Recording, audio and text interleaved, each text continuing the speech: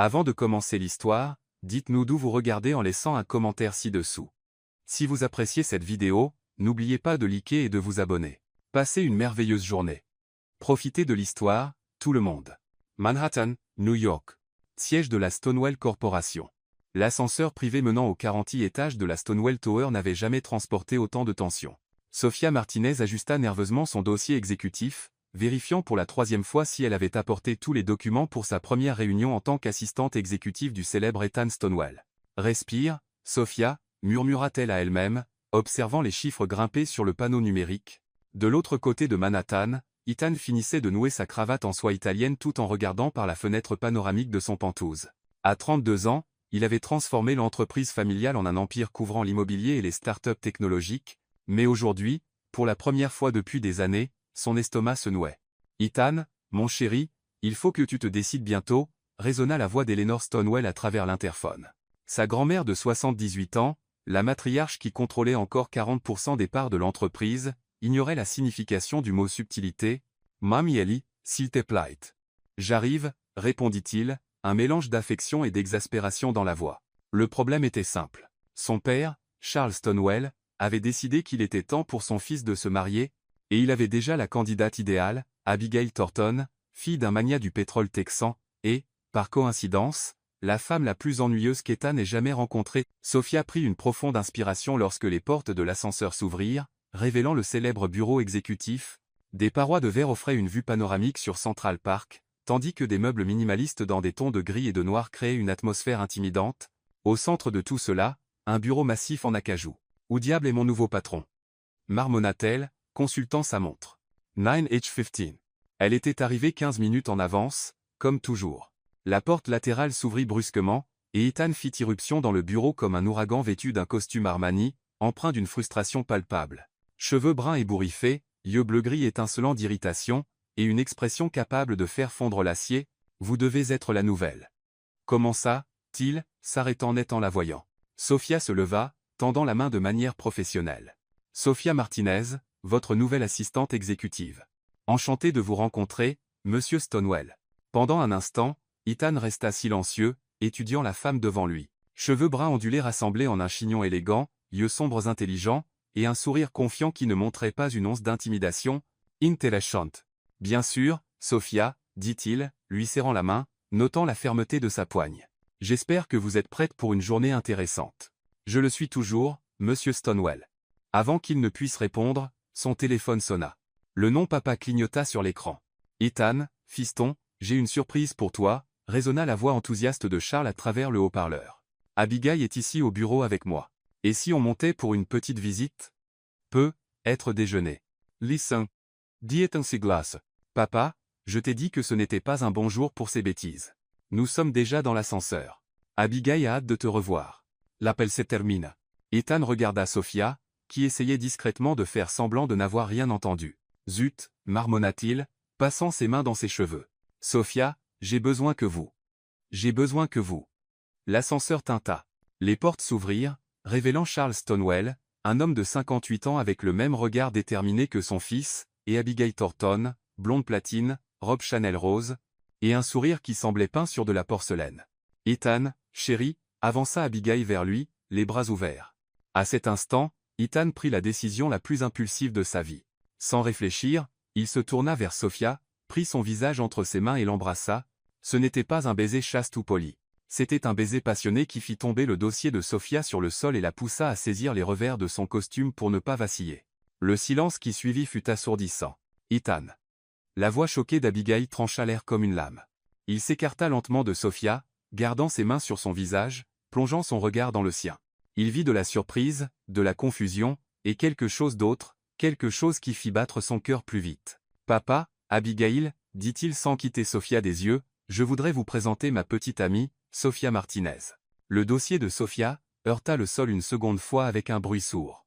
Elle avait essayé de le ramasser et l'avait laissé tomber à nouveau. « Votre quoi » bégaya Charles. « Petite amie, » répéta Ethan, se tournant enfin vers sa famille, mais gardant un bras possessif autour de la taille de Sophia. « En fait, nous envisageons d'emménager ensemble bientôt. » Sophia le regarda comme s'il avait complètement perdu la tête, ce qui, à bien y penser, était être exactement le cas.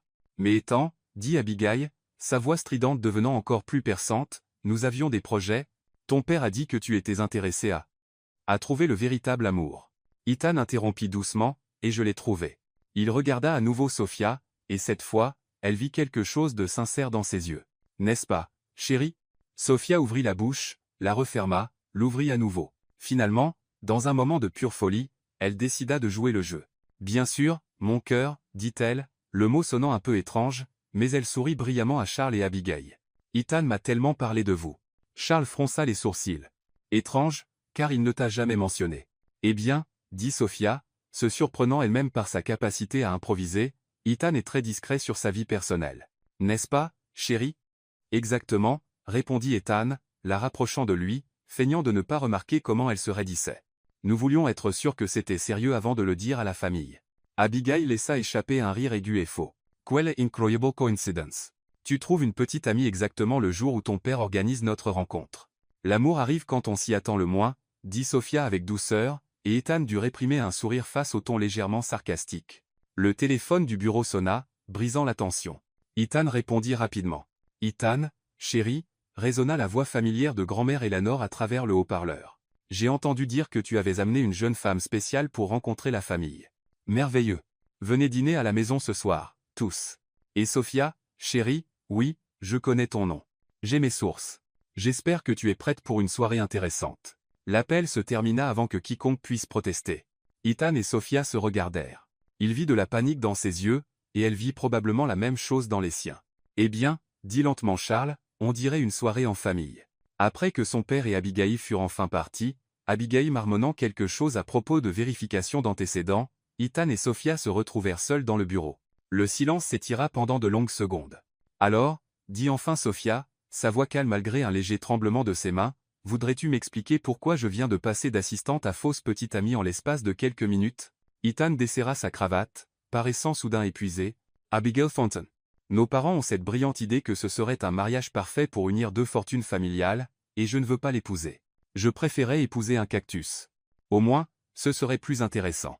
Malgré tout, Sophia rit. D'accord, je comprends la motivation, mais pourquoi moi?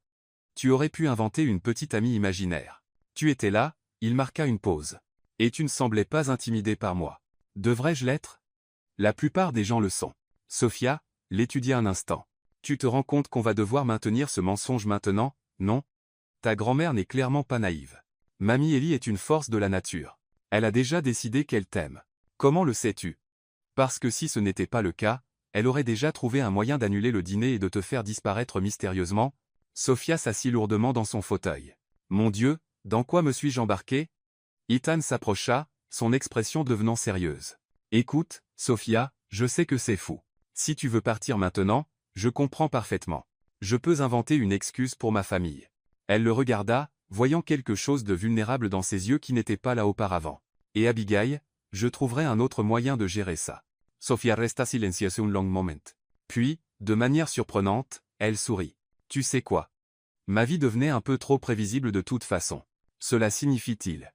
Cela signifie, Ethan Stonewall, que tu viens de te trouver une fausse petite amie. Au moins pour ce soir. Elle se leva, lissant sa jupe. Mais si on va faire ça, on va le faire correctement. J'ai besoin de tout savoir sur toi. Nourriture préférée, hobby, comment nous nous sommes rencontrés, depuis combien de temps nous sommes ensemble. Ethan sourit, le premier sourire sincère qu'elle voyait sur son visage. Toi incroyable. Tu n'as encore rien vu. Sophia ramassa son dossier par terre. Maintenant, à propos de ce dîner. Ta grand-mère est-elle du genre à poser des questions inappropriées? Sophia, dit Ethan, son expression redevenant sérieuse, ma grand-mère, Eleanor Stonewall, est la femme qui a construit la moitié de l'empire financier de cette famille, elle peut faire pleurer des PDG de multinationales d'un seul regard. Génial, murmura Sophia. Aucune pression.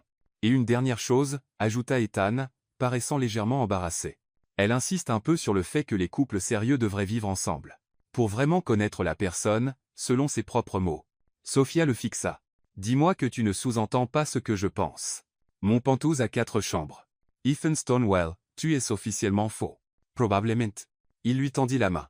Marché conclu, Sophia regarda la main tendue, puis son visage. Il y avait quelque chose d'irrésistible dans le mélange de vulnérabilité et de détermination dans ses yeux, contre tout bon sens, elle lui serra la main. Marché conclu. Mais tu me devras la plus grande explication de l'histoire. Marché conclu. Et c'est ainsi que Sofia Martinez passa d'assistante exécutive à fausse petite amie d'un milliardaire en un seul mardi matin. Elle ne savait pas encore qu'avant la fin de la semaine, elle se demanderait si les sentiments étaient vraiment si faux. Penthouse Deaton, Upper East Side, Manhattan. 3 heures plus tard, Sofia se tenait dans le hall en marbre du Penthouse d'Ethan, serrant un sac de voyage et remettant en question chaque décision de vie qu'il avait menée à ce moment. L'espace était exactement ce qu'elle attendait d'un célibataire milliardaire. Des fenêtres du sol au plafond donnant sur Central Park, des œuvres d'art moderne qui coûtaient probablement plus que son salaire annuel, et des meubles qui semblaient appartenir à un musée. « Bienvenue dans ma modeste demeure », dit Ethan, apparaissant à côté d'elle avec 2 tasses de café. Sa cravate avait disparu, ses manches s'étaient retroussées, et pour la première fois depuis leur rencontre, il semblait presque normal. « Modeste », répéta Sofia, acceptant le café avec gratitude. « Bien sûr, cet endroit est plus grand que tout mon immeuble. La chambre d'amis est au bout du couloir, 2e porte à droite. Elle a sa propre salle de bain. » Et Ethan, Sofia posa son café et se tourna face à lui. « Avant d'aller plus loin dans cette folie, nous devons établir des règles de base. » Il haussa un sourcil. « Des règles de base. Règle numéro 1. Chambre séparée, salle de bain séparée quand c'est possible, et tu frappes avant d'entrer dans une pièce où je suis. Raisonnable. Règle numéro 2. C'est temporaire. Nous trouvons un moyen de te sortir de cette situation de mariage arrangé, et ensuite nous revenons à notre relation patron-employé normale. » L'expression d'Ethan vacilla avec quelque chose qu'elle ne put identifier. Bin Sua. Règle numéro 3. Nous avons besoin d'une histoire crédible, et vite. Ma grand-mère semble du genre à nous interroger. Elle a déjà fait avouer une fraude fiscale à un PDG du Fortune 500 lors d'un dîner. Donc, oui, un interrogatoire est définitivement au programme. Sofia sortit son téléphone et ouvrit une nouvelle note. D'accord, commençons par les bases. Depuis combien de temps sortons-nous ensemble? Ethan s'assit sur le canapé en cuir, l'invitant à le rejoindre. 3 mois. Assez longtemps pour être sérieux, pas trop pour que les gens se demandent pourquoi ils ne t'ont pas rencontré. Bien. Comment nous sommes-nous rencontrés? Tu aurais pu travailler dans une autre entreprise, et nous nous sommes rencontrés lors d'une conférence d'affaires. Sofia secoua la tête. Trop facile à vérifier. Et si, je travaillais à temps partiel dans un café tout en terminant mon MBA, et tu étais un client régulier? J'aime ça. Ça montre ton ambition. Ça explique pourquoi tu es qualifié pour être mon assistante. Ethan s'adossa, l'étudiant. Quelle est ta commande de café préférée? Latte vanille moyen avec un shot supplémentaire et du lait d'avoine. Et toi?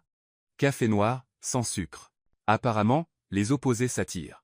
Malgré ses nerfs, Sofia sourit. Apparemment, oui. D'accord, et la progression de la relation? Quand sommes-nous devenus officiels? Après environ 6 semaines. Je t'ai officiellement invité à sortir après ton diplôme. Et quand as-tu réalisé que tu tombais amoureux de moi? La question lui échappa avant qu'elle ne puisse l'arrêter, et Sofia sentit la chaleur monter à ses joues. Je veux dire, pour l'histoire, au cas où ta grand-mère demanderait. Ethan resta silencieux un moment, ses yeux bleu-gris étudiant son visage avec une intensité qui la fit gigoter. Quand tu m'as dit que j'avais tort sur quelque chose devant une salle pleine de cadres, et au lieu d'être en colère, j'étais impressionné, c'est plutôt pas mal. Et toi? Quand es-tu tombé amoureux de moi? Sa voix était plus douce maintenant, presque curieuse. Le cœur de Sofia fit quelque chose d'étrange dans sa poitrine. Quand j'ai réalisé que sous toute cette arrogance, tu te souciais vraiment de faire ce qui est juste, même si tu avais une manière terrible de le montrer. Ils se regardèrent un instant, le prétexte semblant soudain moins fin. Ethan s'éclaircit la gorge. Nous devrions probablement pratiquer. Pratiquer quoi? Être un couple, l'affection physique, les petits noms, la manière dont les couples interagissent. Si nous sommes maladroits ce soir, Mamie Ellie le verra tout de suite. La bouche de Sofia devint sec. L'affection physique. Rien d'inapproprié, dit rapidement Ethan. Juste se tenir la main, peut être s'asseoir près l'un de l'autre. Le genre d'intimité décontractée qu'ont les vrais couples. D'accord. Intimité décontractée. Bien sûr. Sofia s'élève brusquement. Peut être qu'on devrait commencer par quelque chose de plus simple, comme les petits noms. Comment veux-tu que je t'appelle? Sofia réfléchit. Sofia, ça va bien. Peut être sauf si tu te sens décontracté. Et toi? Ethan, c'est bien. Nate si on estime formel. C'est tellement bizarre, murmura Sofia, se dirigeant vers la fenêtre. Je n'arrive pas à croire que je fais vraiment ça. Ethan la regarda marcher, notant la grâce inconsciente de ses mouvements, la manière dont la lumière de l'après-midi capturait les reflets dans ses cheveux. Sofia, si c'est trop. Non. Elle se retourna vers lui avec détermination. J'ai dit que je le ferais, et je le ferai. J'ai juste besoin d'une minute pour m'y faire. Son téléphone vibra avec un message texte. Elle y jeta un coup d'œil et fronça les sourcils. Tout va bien? Demanda Ethan. Tsest ma sœur. Elle veut savoir si je suis libre pour le dîner ce soir. Sophia répondit rapidement. Je lui dis que j'ai un rendez-vous. Tu pourrais lui dire la vérité. Sophia ricana. Bin sua. Salut, Isabella, tu te souviens de ce nouvel emploi que j'ai commencé aujourd'hui? Eh bien, je fais maintenant semblant de sortir avec mon patron milliardaire pour l'aider à éviter un mariage arrangé, ça passerait super bien. Point Justin. Le téléphone d'Ethan vibra également. Il le vérifia, et son expression s'assombrit. Abigail. Que veut-elle? Se rencontrer pour boire un verre plus tard pour clarifier les choses à propos de ce matin. Ethan montra le message à Sophia. Elle ne va pas lâcher prise facilement. Que vas-tu lui dire? Que je suis occupé avec ma petite amie ce soir. Ethan commence à taper. Mais elle va continuer à insister. Abigail n'accepte pas bien le rejet. Sophia revint s'asseoir à côté de lui, assez près pour sentir son eau de Cologne, quelque chose de coûteux et subtilement masculin. Combien de temps avez-vous été impliqués tous les deux? Nous ne l'étions pas. C'est ça le problème. Nos pères ont décidé que nous serions parfaits ensemble sur la base d'une fusion d'affaires qu'ils veulent orchestrer. Abigail pense que nous sommes pratiquement fiancés. Et tu n'as jamais corrigé cette impression? Ethan eut la grâce de paraître embarrassé. J'ai continué à repousser le moment de m'en occuper. Je pensais que si je l'ignorais assez longtemps, ils abandonneraient. Les hommes, murmura Sophia, mais il y avait de l'amusement dans sa voix. D'accord, donc Abigail va être suspicieuse. Ton père l'est probablement aussi, et ta grand-mère va nous tester. Cette soirée devrait être amusante. À propos de ce soir, dit Ethan, sa voix prenant une note d'avertissement, il y a quelque chose que tu devrais savoir sur ma famille. Mamie Ellie a des opinions très arrêtées sur tout, et elle n'est pas timide pour les partager. Elle te posera probablement des questions sur ta famille, tes objectifs, tes intentions avec moi. Mes intentions? Elle est très protectrice. Elle m'a élevé après le divorce de mes parents quand j'avais 12 ans. L'expression de Sophia s'adoucit. Ça a dû être dur. C'est la femme la plus forte que je connaisse. Mais elle peut être intense. Notez. Et ton père? Il a de bonnes intentions, mais il voit tout comme une transaction commerciale, y compris le mariage. Il essayera probablement de comprendre ce que tu apportes financièrement ou socialement. Charmante dynamique familiale. Ethan rit, mais ce n'était pas entièrement humoristique. Bienvenue dans la famille Stonewell, où l'amour s'accompagne d'un plan d'affaires. Sophia étudia son profil tandis qu'il regardait par la fenêtre. Il y avait quelque chose de solitaire dans son expression qui lui serra la poitrine de manière inattendue. Ethan. Oui. Pour ce que ça vaut, je pense que ce que tu as fait aujourd'hui, te protéger d'être forcé à quelque chose que tu ne veux pas, ça demandait du courage. Il la regarda, surpris. Même si je t'ai entraîné là, dedans? Même si tu m'as entraîné là, dedans, sourit-elle. D'ailleurs, ma vie devenait ennuyeuse. Ce n'est définitivement pas ennuyeux. Donne-lui du temps, dit Ethan avec ironie. Tu n'as pas encore rencontré ma famille. Le téléphone de Sophia vibra à nouveau. Cette fois, c'était le concierge de son immeuble. Zut, murmura-t-elle après avoir lu le message. Quoi maintenant? Il y a eu une rupture de canalisation d'eau dans mon immeuble. Ils disent que les résidents pourraient ne pas pouvoir rentrer pendant quelques jours. Ethan et Sophia se regardèrent, les implications les frappant simultanément. Donc, tu es coincé ici, dit lentement Ethan. On dirait bien. Avec toi, apparemment. Une autre pause. Ça devient beaucoup plus compliqué, dit Sophia. Le téléphone d'Ethan sonna, interrompant le moment. Le nom d'Eleanor Stonewell apparut sur l'écran. Salut, Mamie Ellie. Ethan, chérie, j'ai réfléchi à ce soir. Pourquoi ne restez-vous pas à la maison, toi et Sophia? J'ai demandé à Maria de préparer la chambre d'amis bleus, et ça nous donnera plus de temps pour faire connaissance avec ta jeune femme correctement. Ethan croisa les yeux de Sophia, voyant sa propre panique s'y refléter. C'est très attentionné, mais nous ne voudrions pas nous imposer. Belivanes. C'est décidé. Le dîner est à 19h, et je demanderai à Joan de préparer quelque chose de spécial. Oh, et Ethan, porte le costume bleu marine. Sophia, chérie, j'espère que tu as quelque chose d'élégant. Non que cela importe. Je suis sûr que tu es ravissante dans n'importe quoi. La ligne se coupa. Sophia fixa. Ethan, est-ce que ta grand-mère vient de nous inviter à une soirée pyjama? On dirait bien. Chez elle? Oui, où nous devrons partager une chambre. Ethan hocha la tête sombrement. La chambre d'amis bleus a un lit. Un très grand lit à baldaquin, antique qui appartenait à mon arrière-arrière-grand-mère. Sophia enfouit son visage dans ses mains. Ça devient hors de contrôle. Sophia, nous pourrions lui dire la vérité, offrit faiblement Ethan. Après la performance de ce matin, elle ne nous croirait jamais. De plus, je ne recule pas maintenant. Sophia releva la tête, son expression déterminée. Nous allons réussir. Tu es sûr? Je suis sûr. Elle se leva et lissa sa jupe. Maintenant, Si nous voulons convaincre ta grand-mère que nous sommes follement amoureux, nous ferions mieux de commencer à pratiquer cette intimité décontractée dont tu as parlé. Ethan se leva également, se rapprochant d'elle. Comment veux-tu commencer? La respiration de Sophia se bloqua alors qu'il entrait dans son espace personnel. De si près, elle pouvait voir des éclats d'argent dans ses yeux bleus, la légère barbe sur sa mâchoire, la manière dont ses lèvres s'incurvaient légèrement vers le haut au coin. Être en se tenant la main, suggéra-t-elle, sa voix sortant plus faible qu'elle ne l'aurait voulu. Ethan tendit la main lentement, lui laissant le temps de reculer.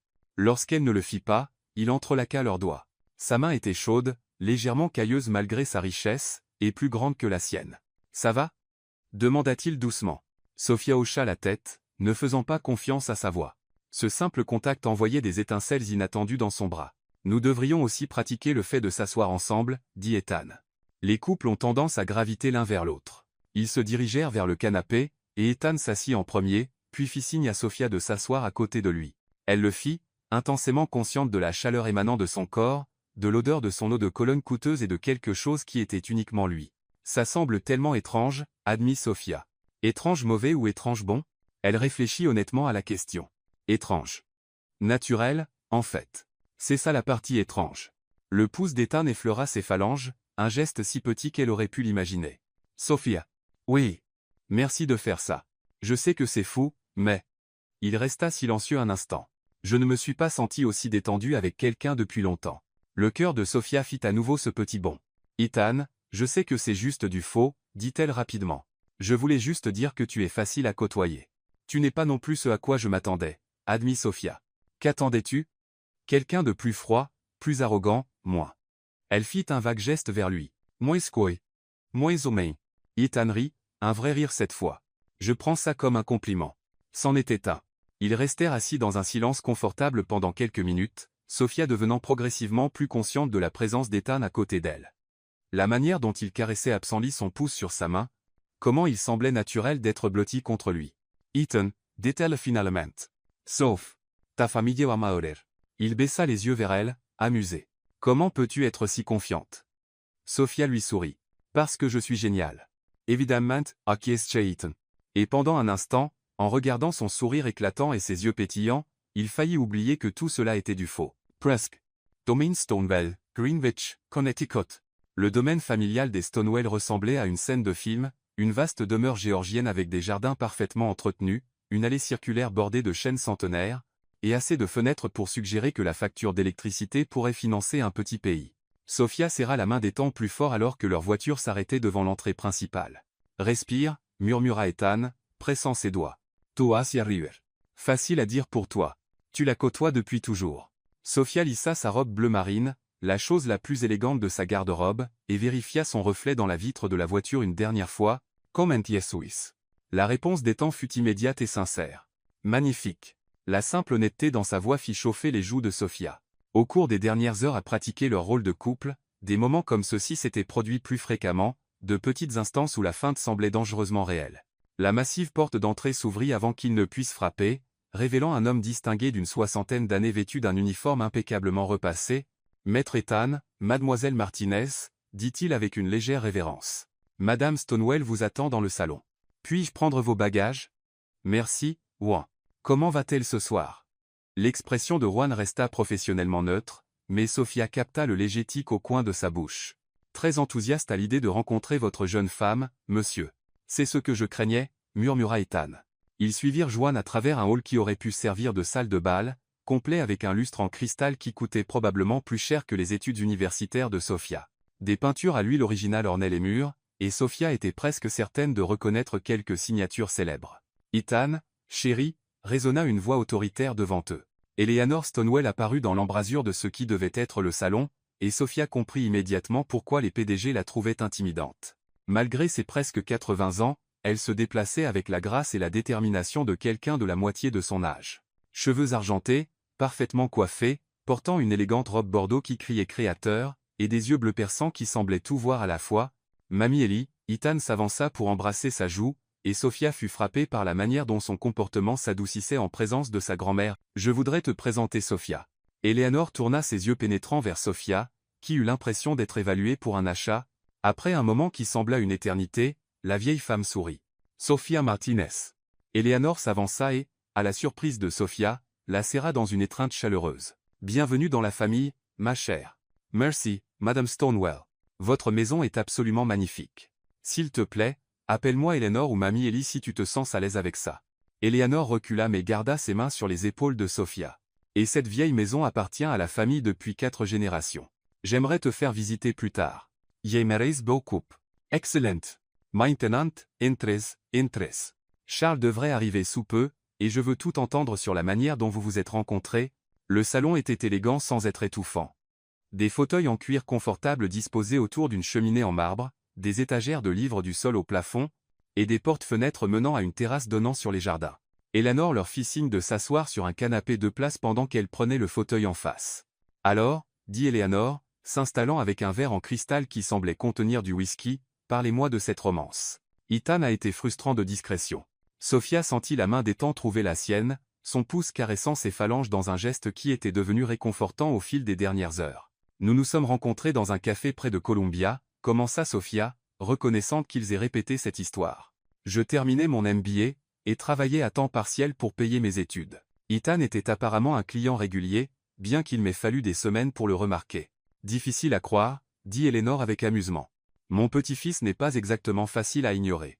J'étais généralement plongé dans mes manuels, dit Sophia en riant. Un matin, je luttais avec une étude de cas particulièrement difficile sur la restructuration d'entreprise, et cet étranger à la table d'à côté a offert de m'aider. Je n'ai pas pu m'en empêcher, ajouta Ethan, sa voix chaude d'une affection qui semblait sincère. Elle était si concentrée, si déterminée. Et quand elle a enfin levé les yeux, il s'interrompit, regardant Sophia avec une expression qui lui coupa le souffle. C'était comme si tout s'était mis en place, termina Sophia doucement. Et pendant un instant, elle faillit y croire elle-même, Eleanor observa cet échange avec un vif intérêt. Et quand l'amitié est-elle devenue quelque chose de plus? Environ 6 semaines plus tard, dit Ethan. Je l'ai officiellement invité à sortir après son diplôme. Qu'est-ce qui t'a convaincu de dire oui, ma chère? Demanda Eleanor à Sophia. Sophia pensa à leur séance de pratique, au moment vulnérable où Ethan avait parlé du divorce de ses parents. Il m'a montré qui il était vraiment sous tous les murs qu'il érige. Et j'ai réalisé que malgré sa réputation de personne difficile, il se soucie sincèrement de faire ce qui est juste. Les sourcils d'Eleanor se haussèrent légèrement. Perspective intéressante. La plupart des gens se concentrent sur les réalisations ou la richesse d'Ethan. Ces choses sont agréables, dit honnêtement Sophia, mais ce n'est pas pour ça que je suis tombée amoureuse de lui. Et qu'est-ce qui t'a convaincu? Insista Eleanor. Sophia jeta un coup d'œil à Ethan, puis à sa grand-mère. Le jour où il a passé 3 heures à aider un vieil homme qui avait été trompé par un entrepreneur. Ethan n'avait pas à s'impliquer, et l'homme ne pouvait rien lui offrir en retour. Mais Ethan ne supportait pas de voir quelqu'un se faire exploiter. Ethan fixa Sophia, avec surprise. Comment savais-tu ça? Ton assistante l'a mentionné quand je passais en revue ton emploi du temps. Elle a dit que tu fais ce genre de choses plus souvent que les gens ne le réalisent. Eleanor observa cet échange avec un intérêt croissant. En effet, il le fait. Je suis impressionné que tu l'aies remarqué, Sophia. La plupart des gens ne voient que ce qu'Ethan veut qu'ils voient. Avant que quiconque ne puisse répondre, Juan apparut dans l'embrasure. Monsieur Charles est arrivé, Madame Stonewell. Merveilleux. Faites-le entrer. Charles Stonewell entra avec l'assurance d'un homme habitué à être le plus intelligent de la pièce. Il était une version plus âgée d'Ethan. Même mâchoire forte, mêmes yeux bleu-gris, mais avec des cheveux argentés et des rides de rire autour des yeux. Ethan, Sophia. Il serra la main de chacun, sa poigne ferme et évaluatrice. Je dois admettre que l'annonce de ce matin était assez surprenante. Parfois, l'amour nous surprend tous, dit Eleanor avec insistance. Le sourire de Charles était poli mais sceptique. En effet, Sophia, je comprends que vous venez de terminer votre MBA. Oui, à Columbia. Impressionnant. Quelle était votre spécialisation? Stratégie d'entreprise et affaires internationales, Excellence Programs. Et vos orígenes familiales? Sophia sentit Ethan se tendre à côté d'elle, mais elle répondit calmement. Mes parents ont immigré du Guatemala quand j'avais 5 ans. Mon père est menuisier. Ma mère travaille dans un hôtel. Ils ont beaucoup sacrifié pour que ma sœur et moi puissions bénéficier d'une bonne éducation. Femme autodidacte, dit Eleanor avec approbation. J'ai mécha. Charles hocha la tête pensivement. Et vos objectifs de carrière? Je veux construire quelque chose de significatif, dit Sophia. Créer ma propre société de conseil un jour, aider les petites entreprises à croître et à réussir. Ambitieux, observa Charles, et coûteux. Lancer une entreprise nécessite un capital important. L'implication était claire, et Sophia sentit sa colonne vertébrale se radir. Avant qu'elle ne puisse répondre, La voix d'Ethan coupa la tension. Papa, pourrions-nous être évité l'interrogatoire financier? Sophia ne demande pas de prêt. Je veux simplement connaître la femme dont mon fils est sérieux, dit Charles avec douceur. Monsieur Stonewell, dit Sophia avec calme, je comprends votre préoccupation, mais je dois clarifier quelque chose. Je ne suis pas avec Ethan pour son argent. J'ai mes propres plans de carrière et mes propres moyens de les réaliser. Bien sûr, dit Charles, mais son ton suggérait qu'il n'était pas entièrement convaincu. Eleanor se leva brusquement. Charles, arrête d'être idiot. Juan, le dîner est-il prêt? Oui, madame. Excellent. Allons-y. La salle à manger était aussi impressionnante que le reste de la maison, une longue table en acajou pouvant accueillir 20 personnes, bien que ce soir elle soit dressée pour 4. Les verres à vin en cristal captaient la lumière d'un lustre antique, et Sophia était presque certaine que la porcelaine était de l'antique spot véritable. La conversation du dîner fut plus fluide que Sophia ne l'avait prévu. Eleanor les régala d'histoires sur l'enfance d'Ethan, y compris plusieurs anecdotes embarrassantes qui le firent gémir et cacher son visage dans ses mains. Et puis, continua Eleanor, s'amusant visiblement, Ethan, âgé de 8 ans, a décidé qu'il allait réparer l'horloge grand-père antique dans le couloir, l'a entièrement démontée avec un tournevis qu'il avait volé dans la boîte à outils de Rouen. S'il te plaît, arrête, murmura Ethan. Has tu pu la remonter, demanda Sophia insouriante. C'est la meilleure partie, dit Eleanor. Il l'a en fait améliorée. L'horloge était en retard depuis des années, et après la réparation des temps, elle gardait l'heure parfaitement. Il a toujours été comme ça, ajouta Charles, son expression s'adoucissant en regardant son fils. Il voit comment les choses pourraient être meilleures et ne se repose pas tant qu'il ne les a pas corrigées. Parfois, ça me cause des ennuis, dit Ethan, jetant un regard significatif à Sophia. Le meilleur type d'ennui, répondit Sophia, et elle fut récompensée par un de ses rares sourires sincères. Après le dîner, Eleanor suggéra de prendre le café sur la terrasse. La soirée était chaude pour octobre, et les jardins étaient illuminés par un éclairage paysager subtil qui rendait tout magique. Sophia, ma chère, ça te dérangerait de m'aider un instant dans la cuisine? Demanda Eleanor. Je veux te montrer quelque chose. Sophia jeta un coup d'œil à Ethan, qui hocha la tête avec encouragement, bien qu'elle puisse voir l'inquiétude dans ses yeux. Dans la cuisine, Eleanor versa du café d'une machine à l'allure coûteuse pendant que Sophia se tenait maladroitement près de l'îlot. Tu sais, dit Eleanor sur le ton de la conversation, je me pose une question depuis toute la soirée. L'estomac de Sophia se noa. Oh? Ethan n'a jamais ramené une femme à la maison auparavant, pas une seule fois en 32 ans. Je suis honoré d'être la première. Eleanor se tourna pour lui faire face complètement, s'appuyant contre le comptoir, les bras croisés. Sophia, ma chère, je vais te poser une question, et je veux que tu répondes honnêtement. Binsua, es-tu amoureuse de mon petit-fils? La question frappa Sophia comme un coup physique. Elle ouvrit la bouche pour donner la réponse préparée, mais se retrouva figée sous le regard pénétrant d'Eleanor. Je commença Sophia, puis s'arrêta.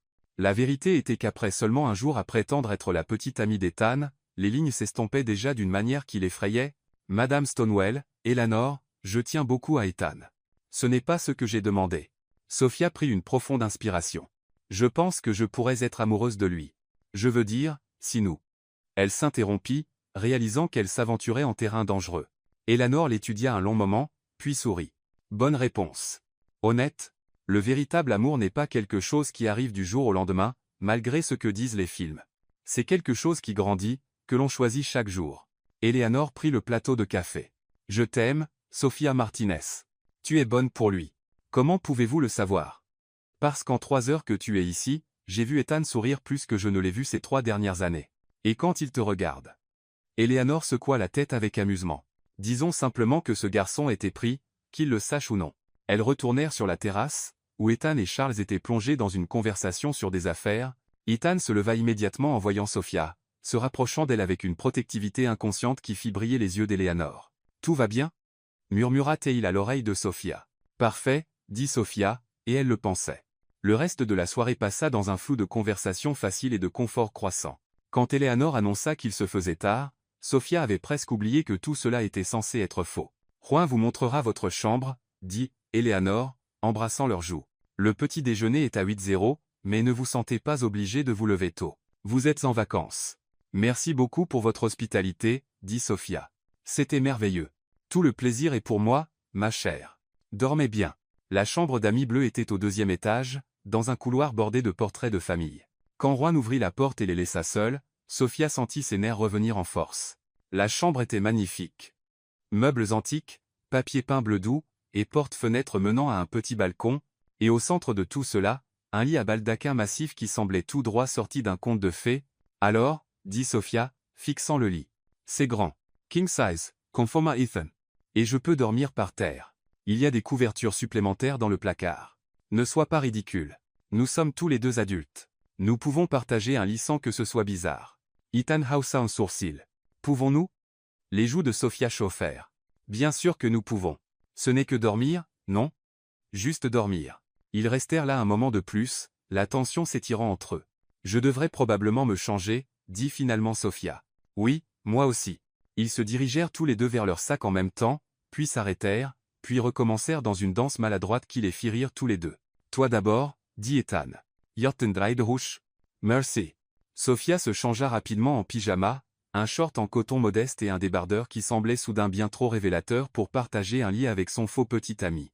Quand elle ouvrit la porte, Ethan était appuyé contre le mur dans le couloir, vêtu d'un pantalon de survêtement gris et d'un t-shirt blanc, qui mettait en valeur sa silhouette élancée d'une manière qui assécha la bouche de Sophia. « À ton tour, dit-elle, fière que sa voix reste stable. » Quand Ethan revint après s'être changé, Sophia était déjà au lit, allongée aussi près que possible d'un bord.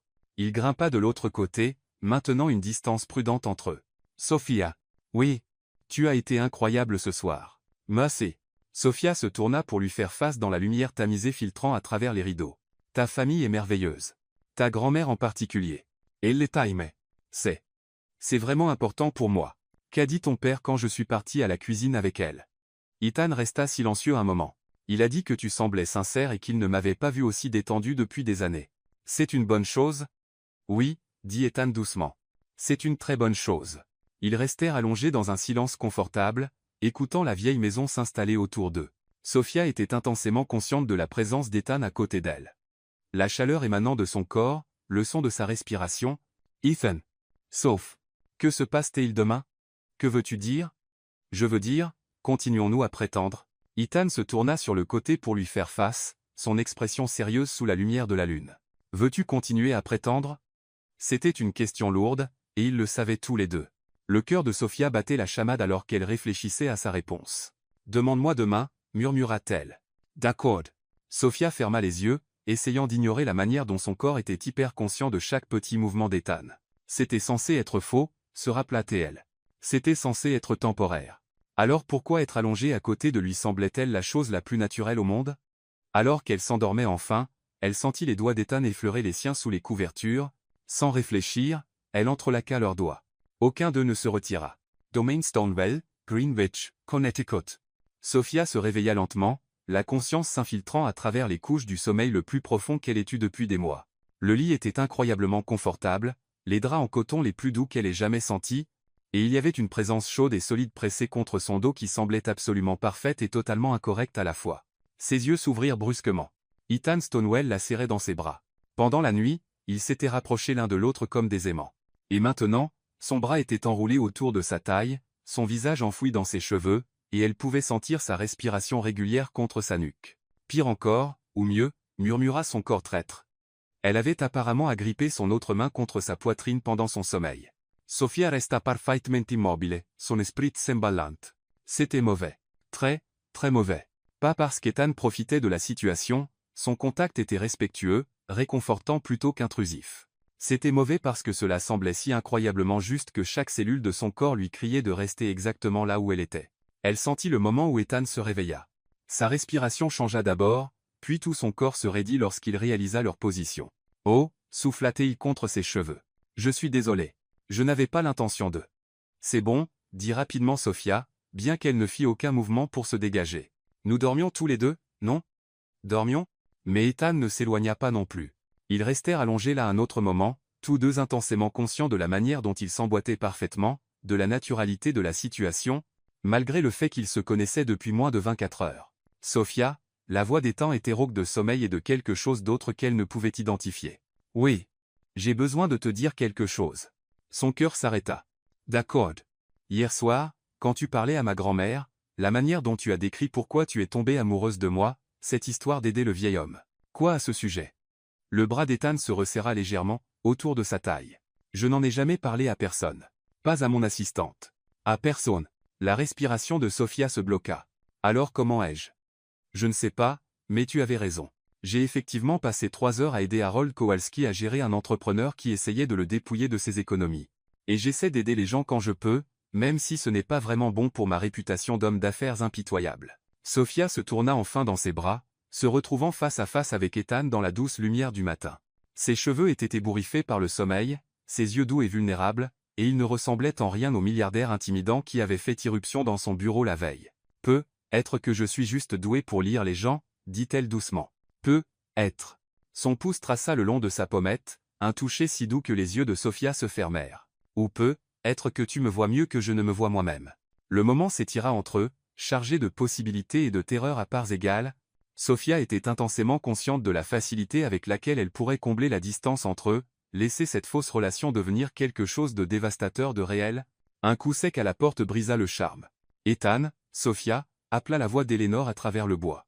Le petit déjeuner est prêt quand vous l'êtes. Ils se séparèrent comme s'ils avaient été électrocutés, Sophia se précipitant de son côté du lit tandis qu'Ethan s'asseyait et passait ses mains dans ses cheveux. Nous serons en bas dans 10 minutes, Mamie Ellie, répondit Ethan, sa voix impressionnamment stable. Merveilleux. Et Ethan, ton père a quelques affaires à discuter avec toi ce matin. Sophia pouvait entendre l'avertissement subtil dans le ton d'Eleanor. Après que ses pas se furent éloignés dans le couloir, Ethan gémit et se laissa retomber contre les oreillers. Les affaires, c'était un code pour un nouvel interrogatoire sur ta mystérieuse petite amie, n'est-ce pas, devina Sophia. Probablement. Mon père ne croit pas aux coïncidences. Et notre relation soudaine à coïncidence écrit partout. Sophia s'assit, ramenant ses genoux contre sa poitrine. Regrettes-tu ça? Parce que si tu veux tout arrêter, non. La réponse d'Ethan fut immédiate et ferme. Sophia, j'aimais ce que j'ai dit hier soir. Tu as été incroyable avec ma famille. Et ce matin, il fit un vague geste vers le lit, l'espace entre eux, ça ne semble plus être du faux. Ethan, je sais que c'est faux. Je sais que nous nous connaissons à peine, mais je ne peux pas me défaire du sentiment que c'est la chose la plus honnête que j'ai faite avec quiconque depuis des années. Sophia le fixa, son cœur faisant des acrobaties dans sa poitrine. C'est censé être temporaire. Je sais. C'est censé être faux. Je sais. Ethan s'assit, prenant sa main. Sophia, je ne te demande pas de m'épouser. Je demande juste, pouvons-nous voir où ça nous mène? Vrai ou faux? J'aime t'avoir dans ma vie. Avant que Sophia ne puisse répondre, son téléphone vibra avec un message texte. Elle y jeta un coup d'œil et fronça les sourcils. Tout va bien? Demanda Ethan. C'est le gérant de mon immeuble. Les dégâts des eaux sont pires qu'ils ne le pensaient. Ils disent que ça pourrait prendre 2 semaines avant que les résidents puissent revenir. L'expression d'Ethan se transforma en quelque chose de soigneusement neutre. C'est malheureux, Ethan Stonewell. Es-tu heureux de ma crise de logement? Je ne serai jamais heureux de ton malheur, dit-il solennellement, puis sa bouche s'incurva vers le haut. Mais si ça signifie que tu dois rester dans mon pantouse un peu plus longtemps. Malgré tout, rit Sophia. Tu es terrible. Probablement. Mais tu m'aimes quand même. Je commence à penser que oui, admit Sophia. Ce qui est soit la meilleure, soit la pire chose qui pourrait arriver en ce moment. Allons pour le meilleur, suggéra Ethan, se penchant pour embrasser son front. Le geste était si tendre, si naturellement affectueux, que le cœur de Sophia se serra. Maintenant, nous devrions probablement nous habiller avant que ma grand-mère ne revienne avec un bélier. 20 minutes plus tard, ils descendirent pour trouver Eleanor et Charles déjà assis dans un coin petit déjeuner, ensoleillé donnant sur les jardins. La lumière matinale qui passait par les fenêtres donnait à tout l'aspect d'une scène de magazine. « Bonjour, vous deux », dit chaleureusement Eleanor. « J'espère que vous avez bien dormi. » Sophia sentit la chaleur monter à ses joues en se souvenant exactement à quel point elle avait bien dormi, blottie contre la poitrine d'Ethan. « Très bien, merci. »« Excellent. Juan a préparé ses fameuses crêpes aux myrtilles. J'espère que vous avez faim. » Le petit déjeuner était impressionnant, fruits frais, pâtisseries artisanales, œufs bénédicts, et des crêpes qui sentaient divinement bon. Sophia tendit la main vers son café, lorsque Charles s'éclaircit la gorge. « Ethan, j'ai réfléchi à notre conversation d'hier soir. »« Quelle conversation ?» demanda prudemment Ethan. À propos des projets d'affaires de Sophia. Créer une société de conseil est un objectif ambitieux, mais cela nécessite un capital important et des relations. Charles se tourna vers Sophia avec ce qu'elle commençait à reconnaître comme son visage d'affaires. Avez-vous pensé aux aspects pratiques? Espace de bureau, acquisition de clients initiaux, coût de démarrage? Sophia posa sa tasse de café. J'ai un plan d'affaires détaillé. En fait, j'y travaille depuis 1 an. Impressionnant. Et votre stratégie de financement? Une combinaison d'économie personnelle, d'un prêt pour petite entreprise, et de travail acharné. Je crois en un démarrage maigre, et une croissance organique. Eleanor observa cet échange avec un vif intérêt, tandis que la mâchoire d'Ethan se crispait d'une manière qui suggérait qu'il essayait de ne pas intervenir. « Admirable, dit Charles, bien que j'imagine que l'accès au réseau d'Ethan accélérait certainement le processus. » L'implication flottait dans l'air comme un défi. Sophia sentit sa colonne vertébrale se redresser. « Monsieur Stonewell, je veux être très clair sur un point. Ma relation avec Ethan n'a rien à voir avec mes ambitions professionnelles.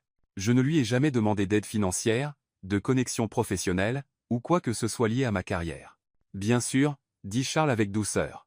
Je voulais simplement dire que les relations réussies impliquent souvent un soutien mutuel et des objectifs partagés. C'est vrai, acquiesce Sophie. Mais elles impliquent aussi le respect, la confiance, et le fait de voir son partenaire comme un individu plutôt qu'un actif ou un passif. Eleanor émit un petit son qui aurait pu être une approbation, tandis qu'Ethan tendit la main sous la table pour serrer celle de Sophia. Bien dit, concéda Charles. Je m'excuse si mes questions semblaient trop pragmatiques. Je suppose que j'ai passé tant d'années à penser comme un homme d'affaires que j'oublie parfois de penser comme un père. L'aveu sembla surprendre tout le monde, y compris Charles lui-même. L'expression d'Ethan s'adoucit. Papa, j'apprécie que tu veuilles me protéger, mais Sophia n'est pas Abigail Thornton. Elle ne s'intéresse pas à ce que je peux faire pour elle financièrement. Comment peux-tu en être si sûr? Demanda Charles. Vous n'êtes ensemble que depuis 3 mois. Parce que, dit Ethan, regardant directement Sophia, en 3 mois, elle ne m'a jamais rien demandé sauf de l'honnêteté. Et hier soir, quand tu l'interrogeais pratiquement sur ses motivations, elle s'est défendue au lieu de se cacher derrière moi. Sophia sentit ses joues chauffer face à l'admiration dans sa voix. De plus, continua Ethan avec un léger sourire, elle me donne envie d'être une meilleure personne. Ce n'est pas quelque chose qu'on peut feindre. Eleanor rayonna à cette déclaration tandis que Charles semblait pensif. Dans ce cas, dit finalement Charles, je te dois des excuses, Sophia.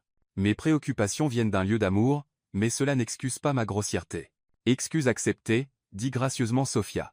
Je comprends que vous vouliez protéger votre famille. Excellent, dit Eleanor, frappant des mains. Maintenant que nous avons tous clarifié les choses, profitons du petit déjeuner.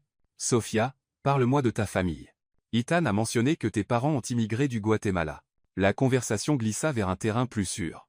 Et Sophia se détendit en racontant le voyage de ses parents en Amérique, le travail de sa sœur Isabella comme enseignante, et la communauté soudée où elle avait grandi. Eleanor était une interrogatrice habile, tirant des histoires et des détails avec un intérêt sincère plutôt qu'un interrogatoire. Tes parents semblent merveilleux, dit Eleanor quand Sophia eut fini de décrire l'entreprise de menuiserie de son père. J'aimerais les rencontrer un jour. Ils aimeraient ça, dit Sophia, puis se retint. Rencontrerait-il Eleanor? Tout cela était censé être temporaire, mais assise ici sous la lumière matinale, à parler de famille et d'avenir, il était de plus en plus difficile de s'en souvenir. Le téléphone d'Ethan vibra, interrompant ses pensées. Il y jeta un coup d'œil, et son expression s'assombrit. Un problème? Demanda Eleanor. Abigail, dit Ethan sombrement.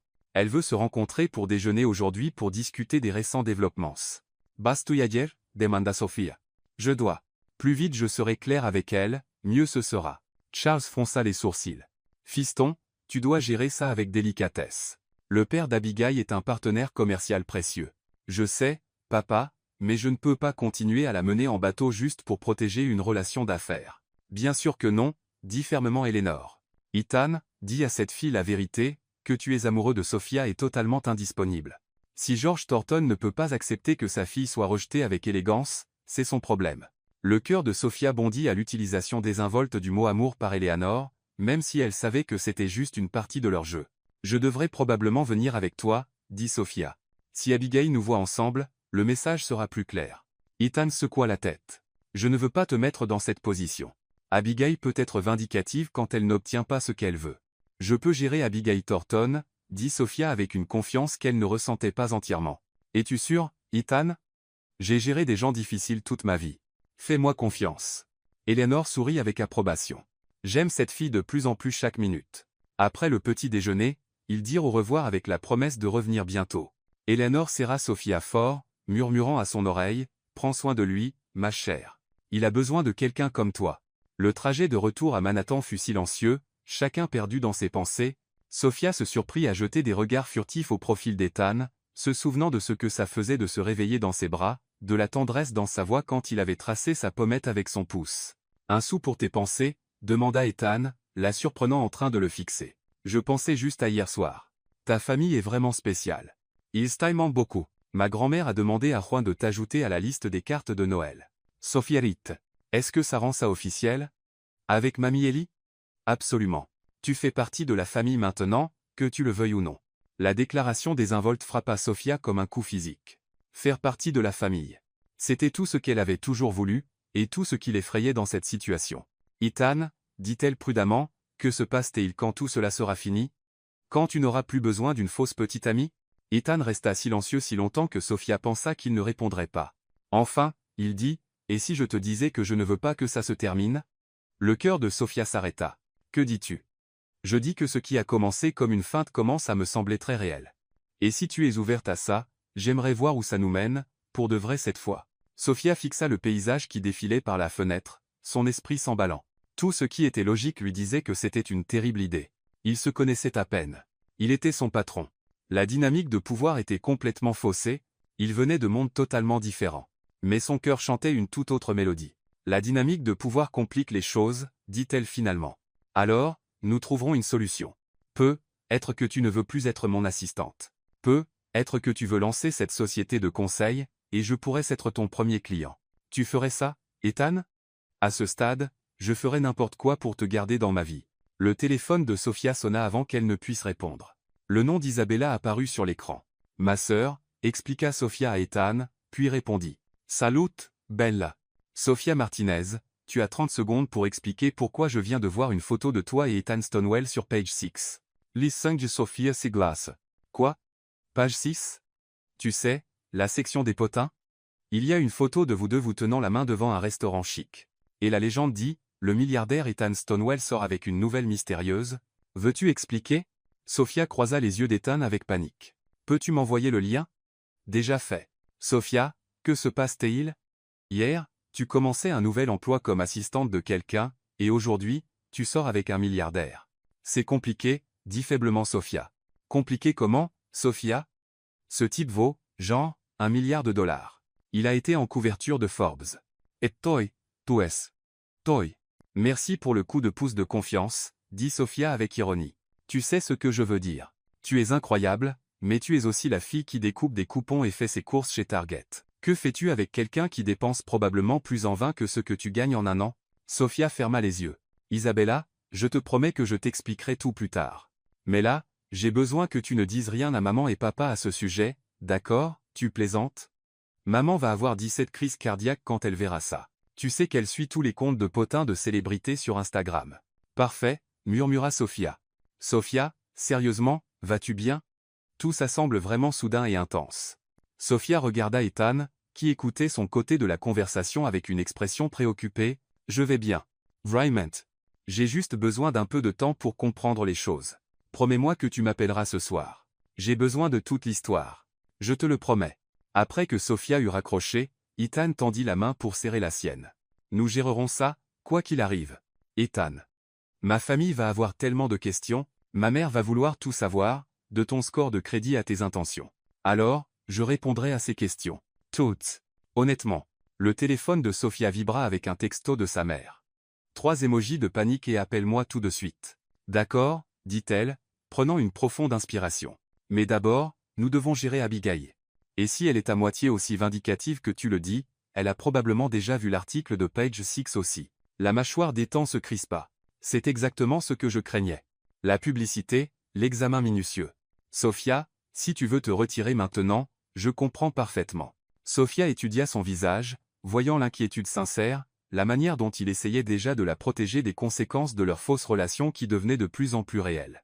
Ethan Stonewell, dit-elle fermement, je t'ai dit que j'étais dans le coup, et je le pensais. Abigail Thornton ne me fait pas peur. Les médias ne me font pas peur. Ta famille même. Ma famille les adoptera. Et si tu peux supporter de sortir avec quelqu'un qui fait ses courses chez Target, je peux supporter de sortir avec quelqu'un qui fait les pages des potins. Le sourire d'Ethan en réponse fut éclatant. Dans ce cas, mademoiselle Martinez, je pense que nous devons avoir une conversation très importante sur ce que signifie sortir ensemble dans ce contexte, comme si nous continuons à prétendre ou si nous sommes assez courageux pour essayer la vraie chose. Le cœur de Sophia battait la chamade alors qu'elle réfléchissait à la question. Tout ce qui était rationnel lui disait de s'en tenir au plan, de garder sa faux, de se protéger d'un potentiel chagrin. Mais assise à côté d'Ethan, se souvenant à quel point ça semblait juste de se réveiller dans ses bras, Pensant à la manière dont il l'avait défendue face à son père et à la tendresse dans les yeux de sa grand-mère quand elle les regardait ensemble, Sophia réalisa qu'elle était déjà trop impliquée pour se protéger. « Demande-moi encore après qu'on aura géré Abigail, dit-elle. Si nous pouvons survivre à ce qu'elle nous lance, peut-être que nous pourrons survivre à tout. Marché conclu, dit Ethan, levant leurs mains jointes pour presser un baiser sur ses phalanges. Marché conclu. Mais Sophia. Oui. Pour info, j'espère déjà que la réponse est oui. Alors qu'ils entraient en ville, le téléphone de Sophia vibra à nouveau. Cette fois, c'était un texto d'un numéro inconnu. Vu les nouvelles. Nous devons parler. Eh. Sophia montra le message à Ethan, et son expression se durcit. Qu'elle vienne, murmura-t-il. Sophia serra sa main plus fort. Quoi qu'Abigail Thornton ait prévu, ils y feraient face ensemble. Et en sortirait-il avec quelque chose de réel qui valait la peine de se battre. La comédie était officiellement terminée. Maintenant venait la partie difficile. Découvrir si ce qu'ils avaient été assez forts pour survivre au monde réel. Hotel Plaza, Manhattan, New York. Abigail Thornton avait choisi l'Oak Room au Plaza pour leur confrontation, et Sophia devait admettre que c'était une manœuvre de pouvoir. La salle à manger opulente, avec ses lustres en cristal et son plafond orné de feuilles d'or, était conçue pour intimider. Abigail était assise à une table d'angle, portant un tailleur Chanel blanc qui coûtait probablement plus cher que le loyer mensuel de Sophia, ses cheveux blonds platine coiffés en un chignon parfait, ses lèvres rouges incurvées, dans ce qu'on pourrait généreusement appeler un sourire. Sophia s'était habillée soigneusement pour cette rencontre. Une veste bleu marine sur un chemisier en soie crème, ses cheveux tirés en un chignon élégant, des bijoux minimaux mais élégants. Elle voulait avoir l'air professionnelle, confiante, et totalement imperméable à la richesse et aux relations d'Abigail. Ethan marchait à ses côtés, sa main reposant de manière protectrice sur le bas de son dos. En naviguant à travers le restaurant, Sophia pouvait sentir les regards curieux des autres convives. Apparemment, leur début sur page 6 les avait rendus reconnaissables dans la scène sociale de Manhattan. Ethan, chéri, Abigail se leva de son siège avec une grâce étudiée, embrassant l'air des deux joues d'Ethan avant de se tourner vers Sophia avec un sourire qui n'atteignait pas ses yeux. Et Sophia, ravi de vous revoir. Abigail, dit Ethan froidement, tirant la chaise de Sophia avant de prendre la sienne. Merci d'avoir accepté de nous rencontrer. Oh, je n'aurais manqué ça pour rien au monde, dit Abigail, s'installant dans son siège comme une reine tenant court. Après tout, ce n'est pas tous les jours que son presque fiancé annonce qu'il sort secrètement avec sa secrétaire. Sophia sentit Ethan se tendre à côté d'elle. Abigail, nous n'avons jamais été fiancés. Nous n'avons même jamais eu un vrai rendez-vous. Détail, balaya Abigail d'un geste de sa main manucurée. Nos pères ont un accord depuis des mois. Tout le monde dans notre cercle sait que nous sommes faits l'un pour l'autre. Tout le monde sauf moi, apparemment, dit Ethan avec ironie. Le sourire d'Abigail s'aiguisa.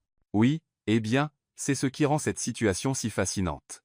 Dis-moi, Sophia, ma chère, comment passe-t-on de servir du café à sortir avec un milliardaire en l'espace de quelques mois?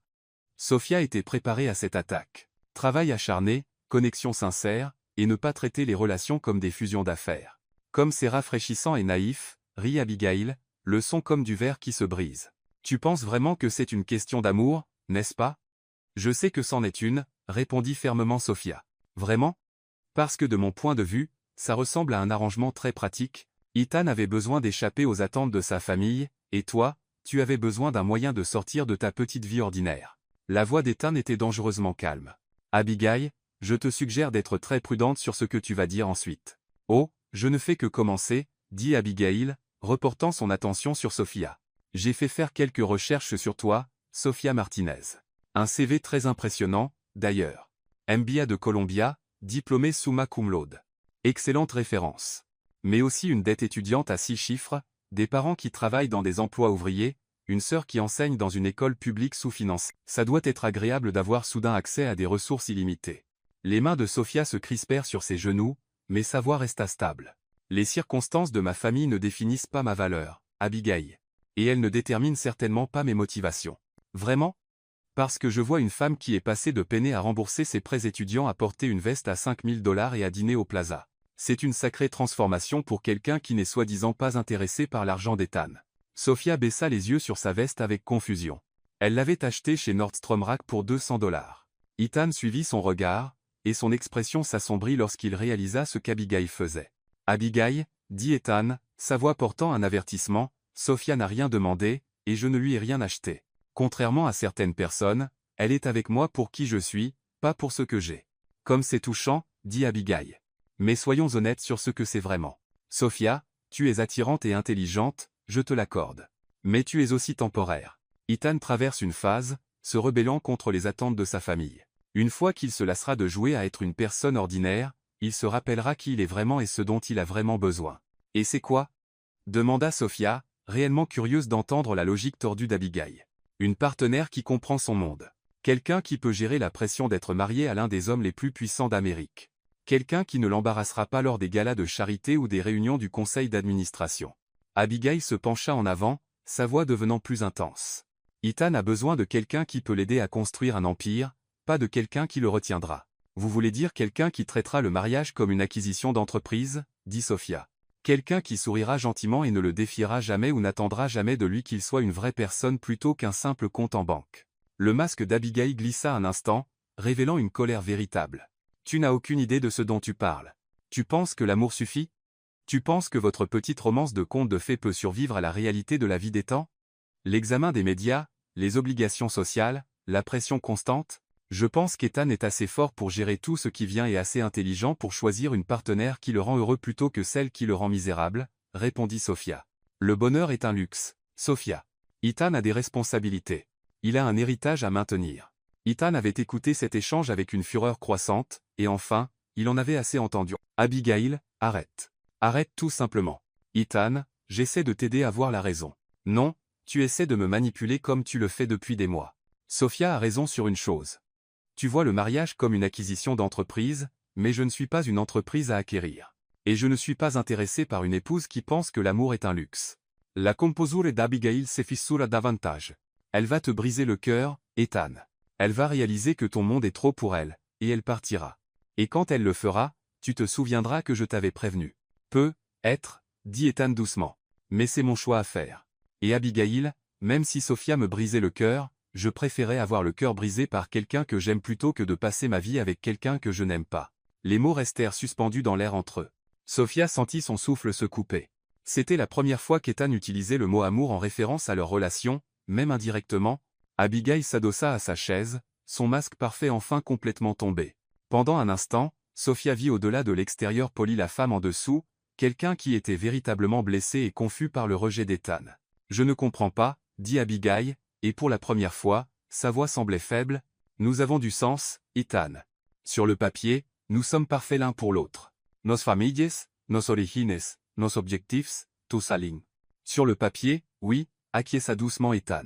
Mais Abigail, quand avons-nous eu une vraie conversation pour la dernière fois? Quand avons-nous ri ensemble, ou été en désaccord sur quelque chose de significatif, où nous sommes défiés à être meilleurs? Abigail ouvrit la bouche, puis la referma, clairement en quête d'une réponse. Tu es une femme remarquable, continua Ethan. Tu es intelligente, accomplie, et belle, mais nous ne faisons pas ressortir le meilleur l'un de l'autre. Nous ne l'avons jamais fait. Et elle, oui. Le regard d'Abigail se tourna vers Sophia avec un mélange de ressentiment et de curiosité sincère. Ethan se tourna pour regarder Sophia, son expression douce et émerveillée. Elle me donne envie d'être l'homme que je suis quand personne d'autre ne regarde. Elle voit à travers tous les murs que j'ai construits et, d'une certaine manière, aime encore ce qu'elle trouve en dessous. Sophia sentit des larmes lui piquer les yeux. C'était censé être une comédie, une performance pour convaincre Abigail de reculer.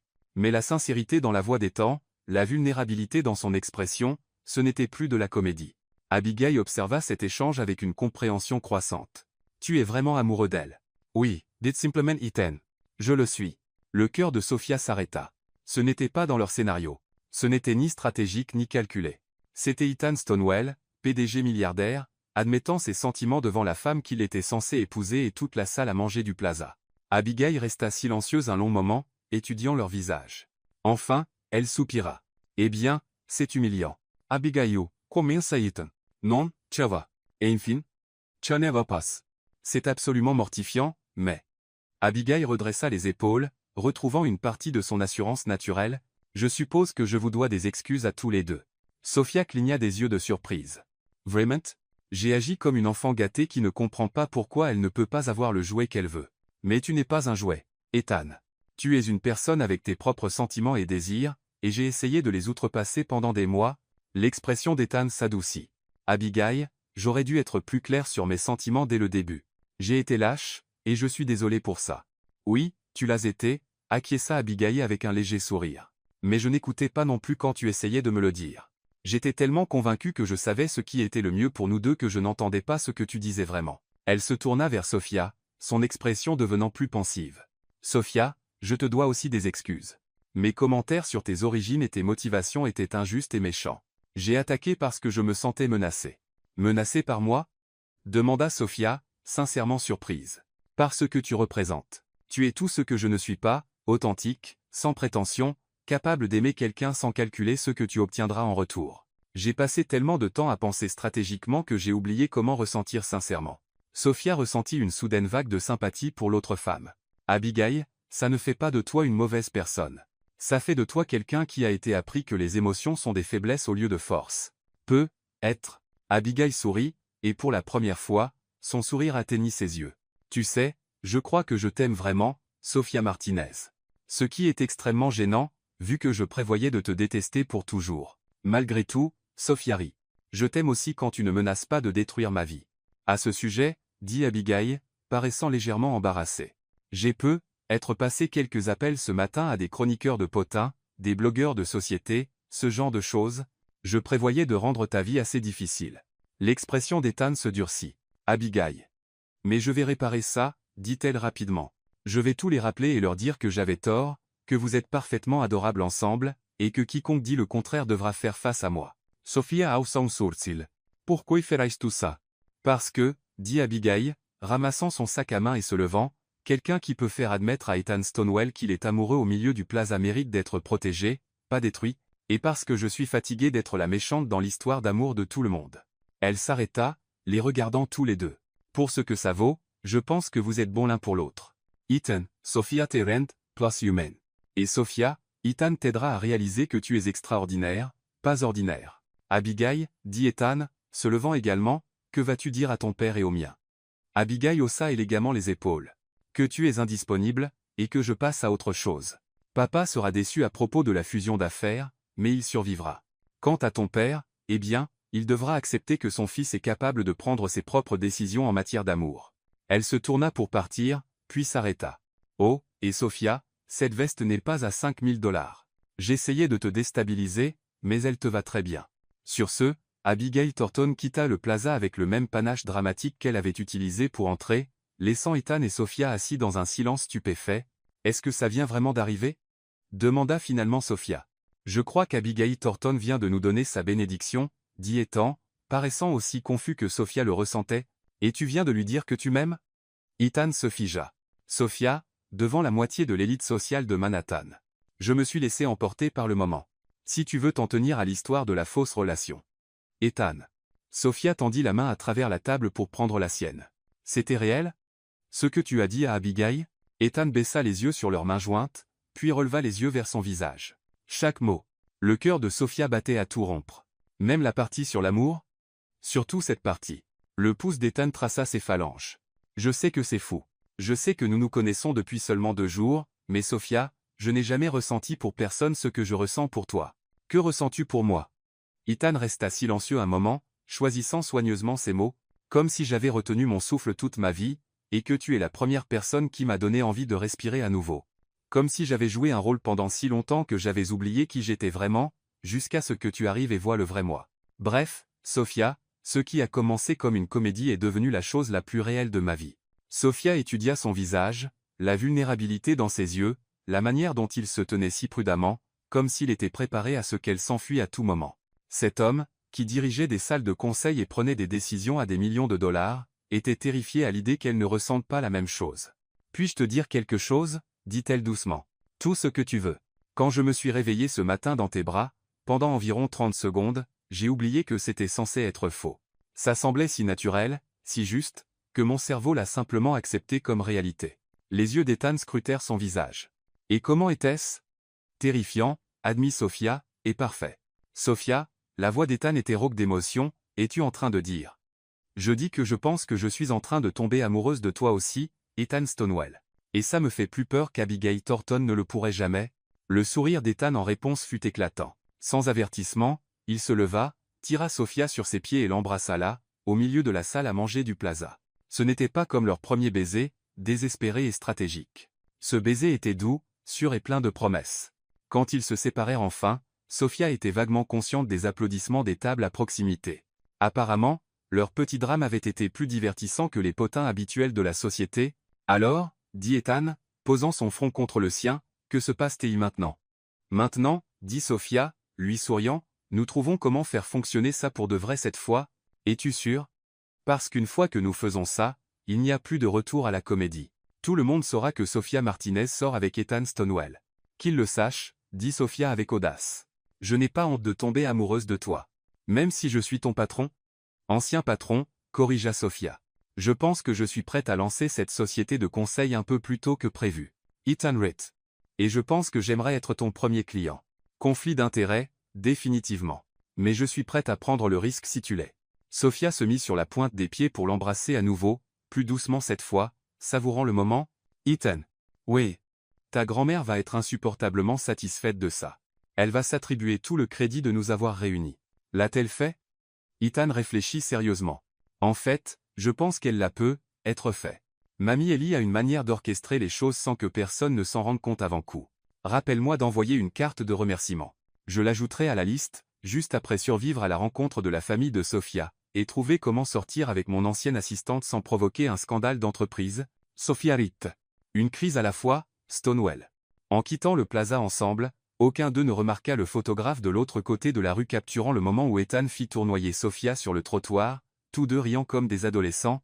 Le soir venu, la photo serait sur tous les blogs de potins de la ville avec des légendes sur une romance de milliardaires et des contes de fées modernes. Mais pour l'instant, ils étaient juste Ethan et Sophia, deux personnes qui avaient trouvé quelque chose de réel au milieu de la comédie, marchant main dans la main vers ce qui viendrait ensuite. Le téléphone de Sophia vibra avec un texto d'Isabella. Ok, maintenant j'ai besoin de toute l'histoire. Appelle-moi immédiatement. Le téléphone détend Tintin avec un message d'Eleanor, vu les nouvelles. Bien joué, chérie. Dîner dimanche à 18h. Ne sois pas en retard. Ils se regardèrent, et éclatèrent de rire. Prêt pour ça? Demanda Ethan. Qu'ils viennent, dit Sophia, serrant sa main plus fort.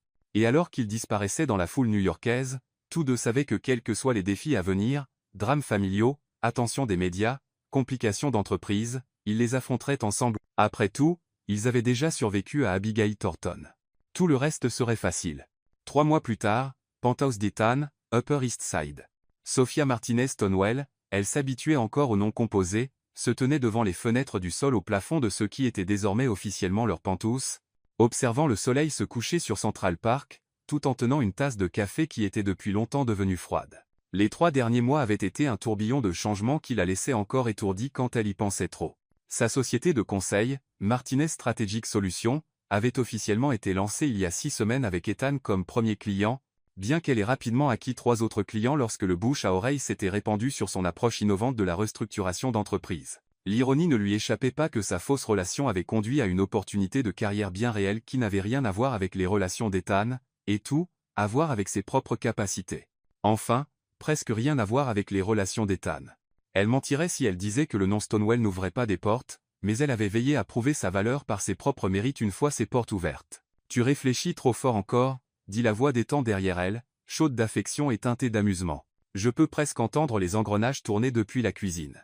Sophia se tourna pour le trouver appuyé contre le chambranle de la porte, portant encore son costume de travail, mais avec la cravate desserrée et les manches retroussées. Même après 3 mois à se réveiller à ses côtés, la vue d'Ethan Stonewell, ébouriffé et domestique, faisait encore faire des petits bonds à son cœur. Je réfléchis juste à quel point ma vie est devenue bizarre, dit-elle, s'avançant vers lui. Il y a 6 mois. Je mangeais des nouilles ramen pour le dîner et je stressais à propos des remboursements de prêts étudiants. Maintenant, je suis marié à un milliardaire et je dirige ma propre entreprise. Techniquement, nous sommes mariés depuis seulement 2 semaines, souligna Ethan, glissant ses bras autour de sa taille et la rapprochant, et tu allais toujours diriger ta propre entreprise. J'ai juste accéléré le calendrier. 2 semaines de mariage, 3 mois ensemble, et ça semble toujours irréel, admit Sophia, posant ses mains sur sa poitrine. Parfois, je me demande si je vais me réveiller et découvrir que tout cela n'était qu'un rêve élaboré. L'expression d'Ethan devint sérieuse. Sophia, regrettes-tu quoi que ce soit? La vitesse à laquelle nous avons avancé, le mariage, l'attention des médias? C'était une question légitime. Leur relation s'était déroulée sous les yeux du public avec une intensité parfois écrasante. L'annonce des fiançailles, après seulement 2 mois ensemble, avait mis les chroniqueurs de potins en ébullition. Le mariage, Une cérémonie élégante et intime au domaine Stonewall avec seulement la famille proche, avait quand même généré 3 couvertures de magazines et d'innombrables articles de blog sur des histoires de Cendrillon modernes. La famille de Sophia avait été choquée mais soutenant, bien que sa mère regarde encore parfois Ethan comme s'il risquait de disparaître si elle clignait trop fort des yeux. La famille d'Ethan avait été ravie, Eleanor Stonewall s'attribuant tout le crédit pour avoir orchestré leur romance et laissant déjà entendre des allusions à des arrière-petits-enfants. Non, dites fermement Sophia. Je ne regrette rien. Ça a été écrasant, mais Ethan, je n'ai jamais été plus heureuse. Même quand les reporters campaient devant la maison de mes parents, ou quand cette horrible femme au gala de charité a fait ses commentaires sur mes origines, ou quand le Wall Street Journal a écrit cet article entier spéculant sur si j'étais une chercheuse d'or ou un génie, même à travers tout ça, je n'ai jamais douté que c'est exactement là où je suis censé être. Les bras d'Ethan se resserrèrent autour d'elle. L'article du Wall Street Journal avait été particulièrement brutal, remettant en question tout, des motivations de Sophia à ses qualifications et à son impact sur les décisions commerciales d'Ethan. Il avait fallu tout le contrôle de Sophia pour ne pas écrire une réponse et toute la retenue d'Ethan pour ne pas acheter le journal juste pour licencier toute l'équipe éditoriale. Cet article était nul, dit Ethan, sa voix portant encore des traces de la colère qu'il avait ressentie à sa publication. Tu as prouvé ta valeur 10 fois. Ta liste de clients parle d'elle-même. Je sais. Et honnêtement, les critiques m'ont poussé à travailler encore plus dur pour prouver qu'ils avaient tort. Il y a quelque chose de satisfaisant à réussir malgré les faibles attentes des gens. Très satisfaisant, acquiesça Ethan. Surtout quand ces gens doivent ravaler leurs mots publiquement. As-tu vu l'article de Forbes sur toi la semaine dernière? Sophia sourit. Étoile montante dans le conseil en entreprise, Sophia Martinez Stonewall prend d'assaut l'Amérique des affaires. Je les peux, être encadré. Comme tu devrais, dit Ethan avec un sourire. Bien que ma partie préférée était quand ils t'ont appelé une stratège redoutable avec une compréhension intuitive de la dynamique organisationnelle et un manque rafraîchissant de prétention. Ta partie préférée était quand ils ont mentionné que l'efficacité de ton entreprise a augmenté de 23% depuis la mise en œuvre de mes recommandations. Ça aussi, admit Ethan avec un sourire. J'aime être marié à quelqu'un de plus intelligent que moi. Tu aimes être marié à quelqu'un qui te défie, corrigea Sophia. Il y a une différence. Les deux, dit Ethan, se penchant pour l'embrasser doucement. J'aime être marié à toi. Point final. Le baiser aurait pu mener à quelque chose de plus intéressant, mais le téléphone de Sophia choisit ce moment pour sonner avec la sonnerie d'Isabella. Ta sœur a un timing impeccable, murmura Ethan contre ses lèvres. Toujours, dit Sophia, s'écartant à contre-cœur pour répondre. Salut, Bella. Sophia, Dieu merci, j'ai besoin de ton aide avec maman, dit la voix d'Isabella. Sophia mit le téléphone sur haut-parleur pour qu'Ethan puisse entendre. Au cours des 3 derniers mois, il était devenu un favori de la famille de Sophia.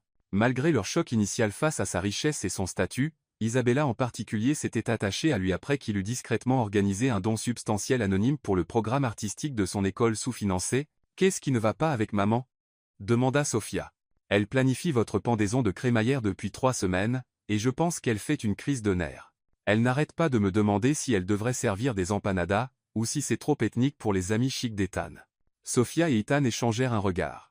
La pendaison de crémaillère avait été une idée de Sophia, une manière d'officiellement présenter leur famille et amis proches à leur nouvelle vie ensemble. Mais Maria Martinez avait pris la planification aussi sérieusement qu'un dîner d'État, déterminée à prouver que la nouvelle famille de sa fille était digne de respect. Dis à maman que les amis chics d'Ethan peuvent manger des empanadas ou avoir faim, dit fermement Sophia. Et que si quelqu'un a un problème avec la culture de notre famille, ce ne sont pas vraiment nos amis de toute façon. Jaïs. Elle a dit qu'elle voulait faire bonne impression. Ethan s'approcha du téléphone. Isabella, dis à ta mère que si elle ne fait pas ces fameuses empanadas, je serai personnellement offensé. J'ai hâte d'y goûter depuis des semaines. Isabelle. Rite. Oh, tant mieux, tu es là aussi. Être que tu peux lui faire entendre raison. Elle est aussi convaincue que ta grand-mère va juger nos meubles. Ma grand-mère a grandi pendant la Grande Dépression, dit Ethan avec ironie. Elle s'intéressera plus à savoir si les meubles de ta mère sont confortables qu'à savoir s'ils sont chers. Fais-moi confiance. Voice, dis sa maman, ajoute à Sophie. Et Isabella, rappelle-lui qu'Eleanor a spécifiquement demandé la recette du gâteau très lèche de maman. Ce n'est pas quelque chose qu'on fait pour des gens qu'on prévoit de juger. Je vais essayer, mais tu sais comment elle devient quand elle est nerveuse. Sophia savait. Maria Martinez avait élevé 2 filles pour être fière de leur héritage tout en étant parfaitement consciente de la manière dont le monde pourrait les juger pour cela. Rencontrer la famille milliardaire de son nouveau gendre faisait ressortir tous ses instincts protecteurs et ses insécurités à la fois. Nous viendrons demain pour aider avec les préparatifs, promit Sophia. Ethan peut charmer maman pour la sortir de sa spirale d'anxiété, et je m'occuperai de la logistique. Parfait. Et Sofia, merci d'avoir épousé quelqu'un qui aime vraiment notre famille au lieu de la tolérer. Après qu'Isabella eut raccroché, Ethan secoua la tête avec amusement. Ta mère est terrifiée par ma grand-mère, n'est-ce pas? Complètement. Même si elle s'entendait parfaitement au mariage. Eh bien, pour être juste, Mamie Ellie peut être intimidante quand elle le veut. Tu te souviens quand elle a fait pleurer ce promoteur immobilier lors de l'enchère caritative? C'était différent. Il essayait de frauder l'hôpital pour enfants. Vrai. Ta mère n'a rien à craindre. Mamie Ellie l'aime déjà. Sofia s'adossa à la poitrine d'Ethan, sentant ses bras se refermer autour d'elle à nouveau. C'est étrange, n'est-ce pas? À quelle vitesse nos familles se sont mélangées. Étrange bon ou étrange mauvais? Étrange merveilleux. J'attends toujours que l'autre chaussure tombe, que quelque chose tourne mal. Ethan resta silencieux un moment, et Sofia pouvait le sentir réfléchir. Sofia, puis-je te dire quelque chose qui pourrait sembler fou? Après tout ce que nous avons traversé, je pense que je peux gérer le fou. Je ne pense pas que quelque chose va mal tourner. Je pense que nous allons être l'un de ces couples qui font que ça semble facile. Sofia se tourna dans ses bras pour le regarder. Qu'est-ce qui te fait dire ça? Parce que nous avons déjà survécu à la partie la plus difficile. Nous avons commencé avec un mensonge et trouvé la vérité. Nous avons traversé l'examen public, les drames familiaux, et les politiques d'entreprise. Nous avons été testés de manière dont la plupart des couples ne le sont jamais, et nous en sommes sortis plus forts. Nous sommes aussi tombés amoureux en 2 jours et mariés après 3 mois, souligna Sofia. Ce n'est pas exactement une recette pour la stabilité. Vraiment, Sofia? Nous n'avions pas le luxe de prendre les choses lentement ou de prétendre être des personnes que nous ne sommes pas. Nous devions être vrais l'un avec l'autre dès le début parce que les enjeux étaient trop élevés pour jouer. Sofia réfléchit à cela. Tu penses que la fausse relation nous a en fait aidé à construire une vraie? Je pense que ça nous a forcés à être honnêtes sur ce que nous voulions et qui nous étions. La plupart des couples passent des mois ou des années à se révéler soigneusement l'un à l'autre. Nous avons dû plonger directement dans le grand bain. Et tu penses que c'est mieux pour nous? Oui, Sofia. Je savais que je voulais t'épouser après une semaine. Pas à cause d'un fantasme romantique, mais parce que je t'avais déjà vu gérer la pression, te défendre, charmer ma famille, et me défier d'être meilleur. Je t'avais vu en colère, nerveuse, confiante, et vulnérable. La plupart des gens n'ont pas une image aussi complète avant des années ensemble. Sofia sentit des larmes lui piquer les yeux. Quand tu le dis comme ça semble presque rationnel. Presque, acquiesça Ethan avec un sourire. Bien que je ne sois toujours pas sûr de comment nous expliquerons à nos futurs enfants que maman et papa sont tombés amoureux parce que papa avait besoin d'une fausse petite amie pour éviter un mariage arrangé, nous trouverons quelque chose, dit Sofia, se mettant sur la pointe des pieds pour l'embrasser. Peut-être leur dirons-nous que c'était le coup de foudre. Était-ce le cas? Sofia repensa à ce premier matin dans le bureau d'Ethan quand il avait fait irruption, ressemblant à un ouragan ébouriffé et frustré. Elle se souvenait du moment où leurs regards s'étaient croisés, de l'étincelle immédiate de conscience, de la manière dont il l'avait regardée comme si elle était une énigme qu'il voulait résoudre. Être pas l'amour au premier regard, dit-elle lentement. Mais définitivement une reconnaissance, comme si une partie de moi savait que tu allais être important. Yele ressenti aussi, admit Ethan. Même avant de t'embrasser, il y avait quelque chose chez toi qui semblait familier, comme si je t'avais attendu sans le savoir. Ils restèrent là un moment, enveloppés l'un dans l'autre et dans le calme contentement de leur vie ensemble. Dehors, la ville bourdonnait de son énergie habituelle, mais à l'intérieur de leur maison, tout semblait paisible et juste. Ethan. Dit finalement Sofia. Sauf. J'ai quelque chose à te dire. Ethan s'écarta pour la regarder, notant la légère nervosité dans sa voix. Quelque chose de bon ou de mauvais? Quelque chose de bon. Je pensais. J'espère. Sofia prit une profonde inspiration. J'ai reçu un appel d'Abigail aujourd'hui. Les sourcils d'Ethan se haussèrent. Abigail Thornton? Que voulait-elle? M'offrir un emploi. En fait, l'entreprise de son père cherche un consultant stratégique pour une expansion majeure, et elle m'a recommandé. Ce serait un contrat énorme, Ethan. Assez grand pour établir ma firme comme un acteur majeur dans l'industrie. L'expression d'Ethan resta soigneusement neutre. Et comment te sens-tu à l'idée de travailler avec Abigail? Honnêtement, je pense que ça pourrait être bénéfique pour nous deux. Elle est brillante dans ce qu'elle fait, et je respecte son professionnalisme. De plus, il y a quelque chose de poétique à ce qu'elle m'aide à réussir après avoir initialement essayé de me détruire. Veux-tu accepter le poste? Sofia scruta son visage à la recherche d'un signe d'inconfort ou de jalousie. Veux-tu que je l'accepte? Je veux que tu fasses ce qui te rend heureuse et t'aide à construire la carrière que tu veux. Si cela signifie travailler avec mon ex-presque fiancé, je gérerai toute bizarrerie qui pourrait survenir. Il n'y aura pas de bizarrerie, dit Sofia avec confiance. Abigail et moi sommes en quelque sorte devenus amis. Elle m'envoie des articles sur la stratégie d'entreprise, et je lui envoie des mises à jour sur mes projets. C'est agréable d'avoir une autre femme à qui parler qui comprend le monde de l'entreprise. De plus, elle connaît probablement tous les potins de notre cercle social, ajouta Ethan avec amusement. Ça aussi. Savais-tu qu'Elizabeth Morrison a une liaison avec son professeur de tennis? Je ne le savais pas, et je ne suis pas sûr de vouloir le savoir, Sophia rit. Désolé. Mais sérieusement, Ethan, je pense qu'Abigail et moi avons trouvé un moyen d'être amis. Elle n'est plus la même personne qui nous a confrontés au plaza. Les gens changeant, acquiesça Ethan. Surtout quand ils arrêtent d'essayer de forcer la vie à correspondre à leurs attentes et commencent à s'adapter à ce qui se passe réellement. En parlant de s'adapter à ce qui se passe réellement, dit Sophia, son ton devenant plus sérieux, il y a autre chose dont nous devons parler. L'expression d'Ethan devint alerte. D'accord. Ta réunion du conseil la semaine prochaine. Je sais qu'ils vont à nouveau parler de notre mariage. La mâchoire d'Ethan se crispa. Qu'ils le fassent. Notre vie personnelle ne les regarde pas. Ça l'est quand certains d'entre eux pensent que je suis une distraction ou un handicap. Ethan, je ne veux pas être la raison pour laquelle tu as des problèmes avec ton conseil. Sophia, tu n'es pas un problème. Tu es la meilleure chose qui me soit jamais arrivée, professionnellement et personnellement. Mon travail n'a jamais été meilleur. Mes décisions n'ont jamais été plus claires. Et je n'ai jamais été plus motivé à réussir. Je le sais, et tu le sais, mais certains de tes membres du conseil me voient toujours comme la secrétaire qui a séduit le patron.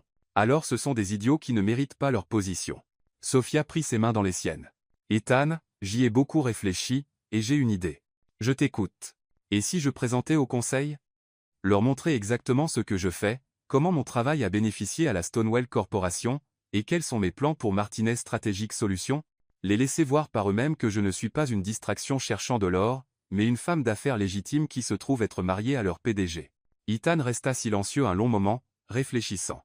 Sophia, tu n'as pas à prouver quoi que ce soit, à qui que ce soit.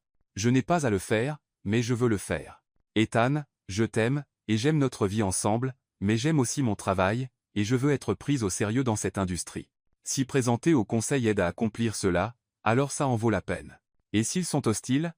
S'ils posent des questions inappropriées? Sophia sourit. Alors je les gérerai de la même manière que j'ai géré Abigail et ton père et toutes les autres personnes qui m'ont sous-estimé, avec des faits, du professionnalisme, et juste assez de confiance pour leur faire réaliser qu'ils ont fait une erreur. Ethan la fixa un moment, puis secoua la tête avec admiration. Tu sais quoi? Je pense que c'est une idée brillante, et je pense que te regarder présenter va être l'un des moments forts de ma carrière. Même si je rends certains de tes membres du conseil mal à l'aise? Surtout si tu les rends mal à l'aise. Ils sont devenus trop à l'aise avec leurs préjugés. Il est temps que quelqu'un les défie. Sophia se mit sur la pointe des pieds pour l'embrasser, mettant tout son amour et sa gratitude dans le geste. Ai-je mentionné récemment que j'aime être marié à toi? Pas dans la dernière heure, dit Ethan contre ses lèvres. Mais je ne me lasse jamais de l'entendre. La semaine suivante passa dans un flou de préparation. Sophia passa des heures à élaborer sa présentation, voulant trouver l'équilibre parfait entre confiance et humilité, professionnalisme et personnalité. Ethan l'aida à répéter, jouant le rôle d'un membre du conseil sceptique avec une précision inconfortable. Madame Martinez Stonewell, dit-il avec sa meilleure voix de vieil homme pompeux, certains pourraient dire que votre succès rapide est plus dû à vos relations personnelles qu'à vos compétences professionnelles. Comment répondriez-vous à cela? Je dirais que les résultats de mes clients parlent d'eux-mêmes, répondit Sophia avec aisance. Bien que mon mariage avec Ethan ait certainement ouvert des portes, c'est mon travail qui a gardé ces portes ouvertes et attiré des clients supplémentaires. Je peux fournir des études de cas détaillées et des témoignages de clients si vous souhaitez les examiner. Excellent, dit Ethan, abandonnant le jeu. Confiant, mais pas sur la défensive. Parfait. Le matin de la réunion du conseil, Sophia s'habilla soigneusement avec un tailleur bleu marine qui projetait de l'autorité sans être trop ostentatoire. Elle avait appris au cours des derniers mois à naviguer entre être prise au sérieux et être accusée d'en faire trop. Prête? Demanda Ethan alors qu'il montait dans l'ascenseur vers la salle du conseil de la Stonewell Corporation. Prête, dit Sophia, bien que son cœur battait la chamade. La salle du conseil était exactement ce à quoi Sophia s'attendait, une longue table en acajou entourée de chaises en cuir, des fenêtres du sol au plafond donnant sur la ville, et des portraits à l'huile des anciens PDG, Stonewell regardant avec une approbation sévère. Les membres du conseil étaient également exactement ce qu'elle attendait, principalement des hommes blancs plus âgés en costumes coûteux, avec quelques femmes et membres plus jeunes dispersés. Mesdames et messieurs, dit Ethan en entrant, je voudrais vous présenter ma femme, Sophia Martinez Stonewell, et la fondatrice de Martinez Strategic Solutions. Sophia s'avança avec un sourire confiant. Merci de me permettre de présenter aujourd'hui. Je suis excité de partager quelques idées sur le conseil stratégique et comment il peut bénéficier à de grandes entreprises comme Stonewell. Pendant les 30 minutes suivantes, Sophia les guida à travers sa méthodologie, ses résultats avec divers clients, et ses recommandations spécifiques pour les entreprises cherchant à améliorer l'efficacité et l'innovation.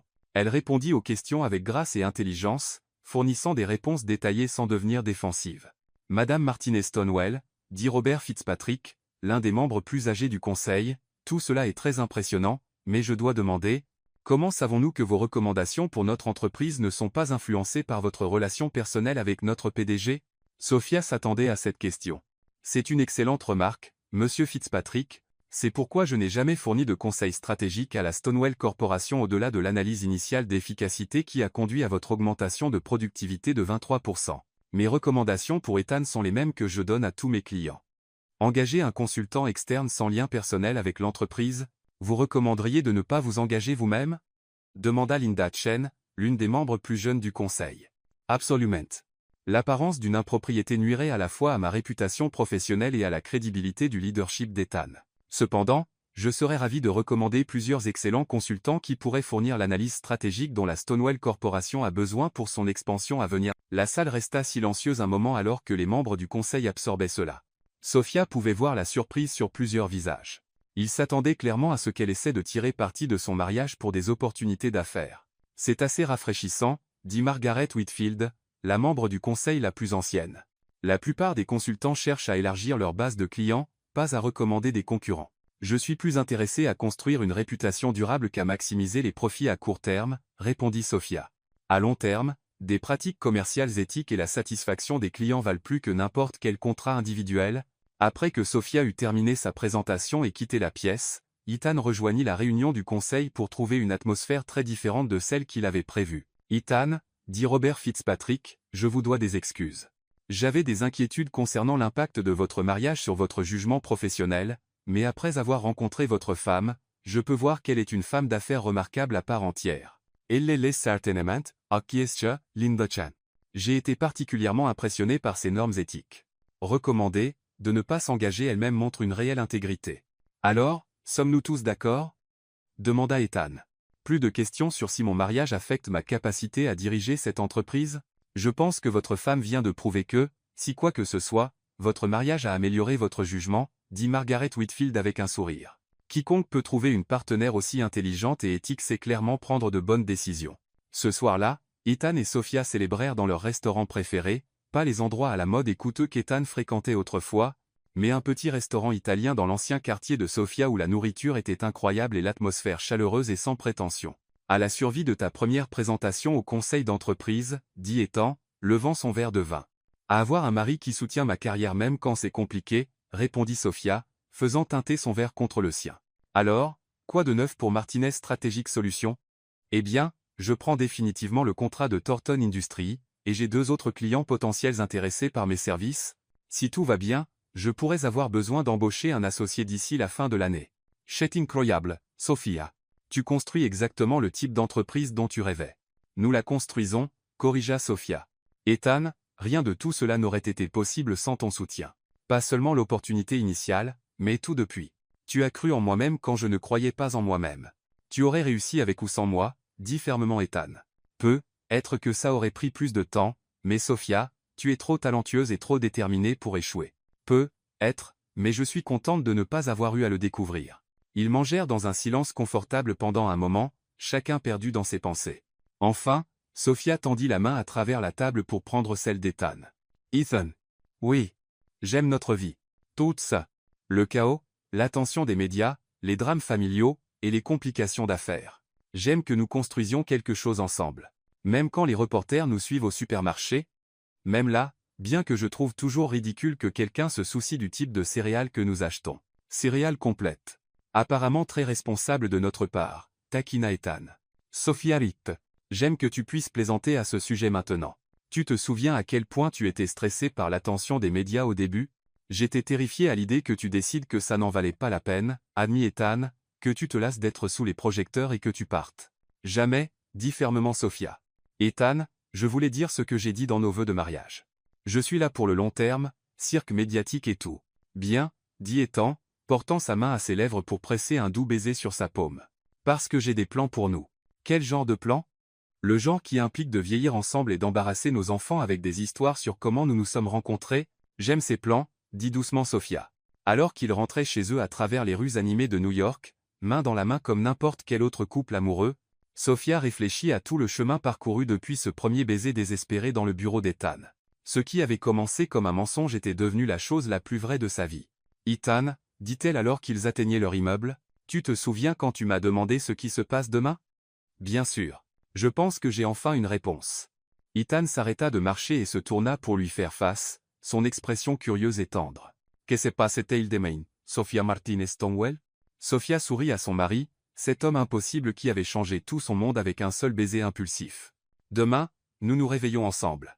Nous prenons un café, lisons le journal. Et nous disputons pour savoir à qui c'est le tour de faire la vaisselle. Demain, je vais travailler à construire l'entreprise de mes rêves, et tu vas travailler à diriger ton empire familial. Demain, nous dînons avec nos familles, rions aux histoires de ta grand-mère, et écoutons ma mère s'inquiéter de savoir si nous mangeons assez de légumes, et le lendemain, la même chose. Et le jour d'après, et le jour d'après encore. Ethan, demain nous serons mariés l'un à l'autre. Et le lendemain, et chaque jour pour le reste de nos vies. » Le sourire d'Ethan était radieux. « Je ne peux pas penser à quelque chose que je veux plus. Pas même une vie tranquille sans paparazzi et réunions du conseil et drames familiaux ? Surtout pas ça, dit Ethan, la rapprochant de lui. Sophia, le calme tuait. Tu as apporté du bruit, du chaos et de la couleur dans ma vie, et je ne veux jamais revenir à la façon dont les choses étaient avant. » Alors qu'ils montaient dans l'ascenseur jusqu'à leur pentouse, Sophia pensa à quel point cette folle histoire d'amour avait parfaitement fonctionné. Ils avaient commencé avec une fausse relation conçue pour résoudre les problèmes familiaux d'Ethan et fini avec un vrai mariage qui avait résolu des problèmes dont aucun d'eux n'avait réalisé qu'ils avaient. « Ethan, dit Sophia alors qu'ils atteignaient leur porte. Oui. Je pense que nous allons être dégoûtamment heureux ensemble. Absolument dégoûtant, acquiesça Ethan, déverrouillant leur porte et la tirant à l'intérieur. J'ailletais. Et alors que la porte se refermait derrière eux, fermant le monde dehors et les laissant seuls dans la maison qu'ils avaient construite ensemble, Sophia Martinez-Stonewell savait avec une certitude absolue qu'elle était exactement là où elle devait être. La fausse relation qui avait commencé avec un baiser désespéré était devenue un vrai mariage construit sur l'amour, le respect, et le type de partenariat qui rend deux personnes plus fortes ensemble qu'elles ne pourraient jamais l'être séparément. C'était, pensa Sophia alors qu'Ethan la faisait tournoyer dans leur salon sur une musique imaginaire, la fin parfaite de leur histoire d'amour imparfaite, impossible, absolument parfaite. Épilogue. 1 an plus tard. Et voilà, dit Sophia, regardant l'audience de jeunes professionnels en affaires, pourquoi je recommande toujours d'être authentique dans vos relations avec les clients, même quand, surtout quand, les enjeux sont élevés. Elle prononçait le discours d'ouverture à la conférence annuelle sur l'entrepreneuriat de Columbia, partageant les leçons qu'elle avait apprises en construisant Martinez Stratégique. Solution d'une opération solo à une firme avec 12 employés et des clients dans 3 industries. Dans l'audience, Ethan regardait sa femme dominer la scène avec la même confiance et grâce qu'elle apportait à tout le reste de sa vie. Il ressentait encore un frisson à regarder Sophia dans son élément, qu'elle présente à des clients potentiels, débatte de stratégie avec son équipe, ou charme sa grand-mère lors des dîners du dimanche. Maintenant, continua Sophia, je vais prendre quelques questions avant de conclure. Une jeune femme au 3e rang leva la main. Madame Martinez-Stonewell, il y a eu des rumeurs persistantes sur la manière dont vous avez débuté en affaires. Certains disent que vous n'avez réussi qu'en épousant Ethan Stonewell. Comment répondez-vous à cela ? Sophia sourit, totalement imperturbable par la question qu'on lui avait posée sous diverses formes des dizaines de fois au cours de l'année écoulée. Je réponds en disant que mon mariage avec Ethan m'a certainement ouvert des portes, et je n'ai jamais prétendu le contraire. Mais voici le truc avec les portes, elles ne restent ouvertes que si vous prouvez que vous méritez de les franchir. Elle fit un geste vers l'écran de présentation derrière elle, qui montrait les témoignages de clients et les métriques de succès de Martinez Strategic Solutions. Mon travail parle de lui-même. Oui, être marié à Ethan m'a donné des opportunités que je n'aurais être pas eu autrement, mais garder ces opportunités, construire dessus, et créer une entreprise durable. Tout cela était une question de prouver ma valeur par des résultats. La jeune femme hocha la tête, apparemment satisfaite de la réponse. Quelqu'un d'autre ? Demanda Sophia. Un jeune homme près du fond leva la main. Quel conseil donneriez-vous à quelqu'un qui lance sa propre société de conseil ? Soyez prêt à travailler plus dur que vous ne l'avez jamais fait dans votre vie, dit immédiatement Sophia. Soyez prêt à remettre en question tout ce que vous pensez savoir sur les affaires et sur vous-même. Et surtout, soyez prêt à être honnête avec vos clients, avec votre équipe, et avec vous-même sur ce dont vous êtes capable. Elle marqua une pause, réfléchissant.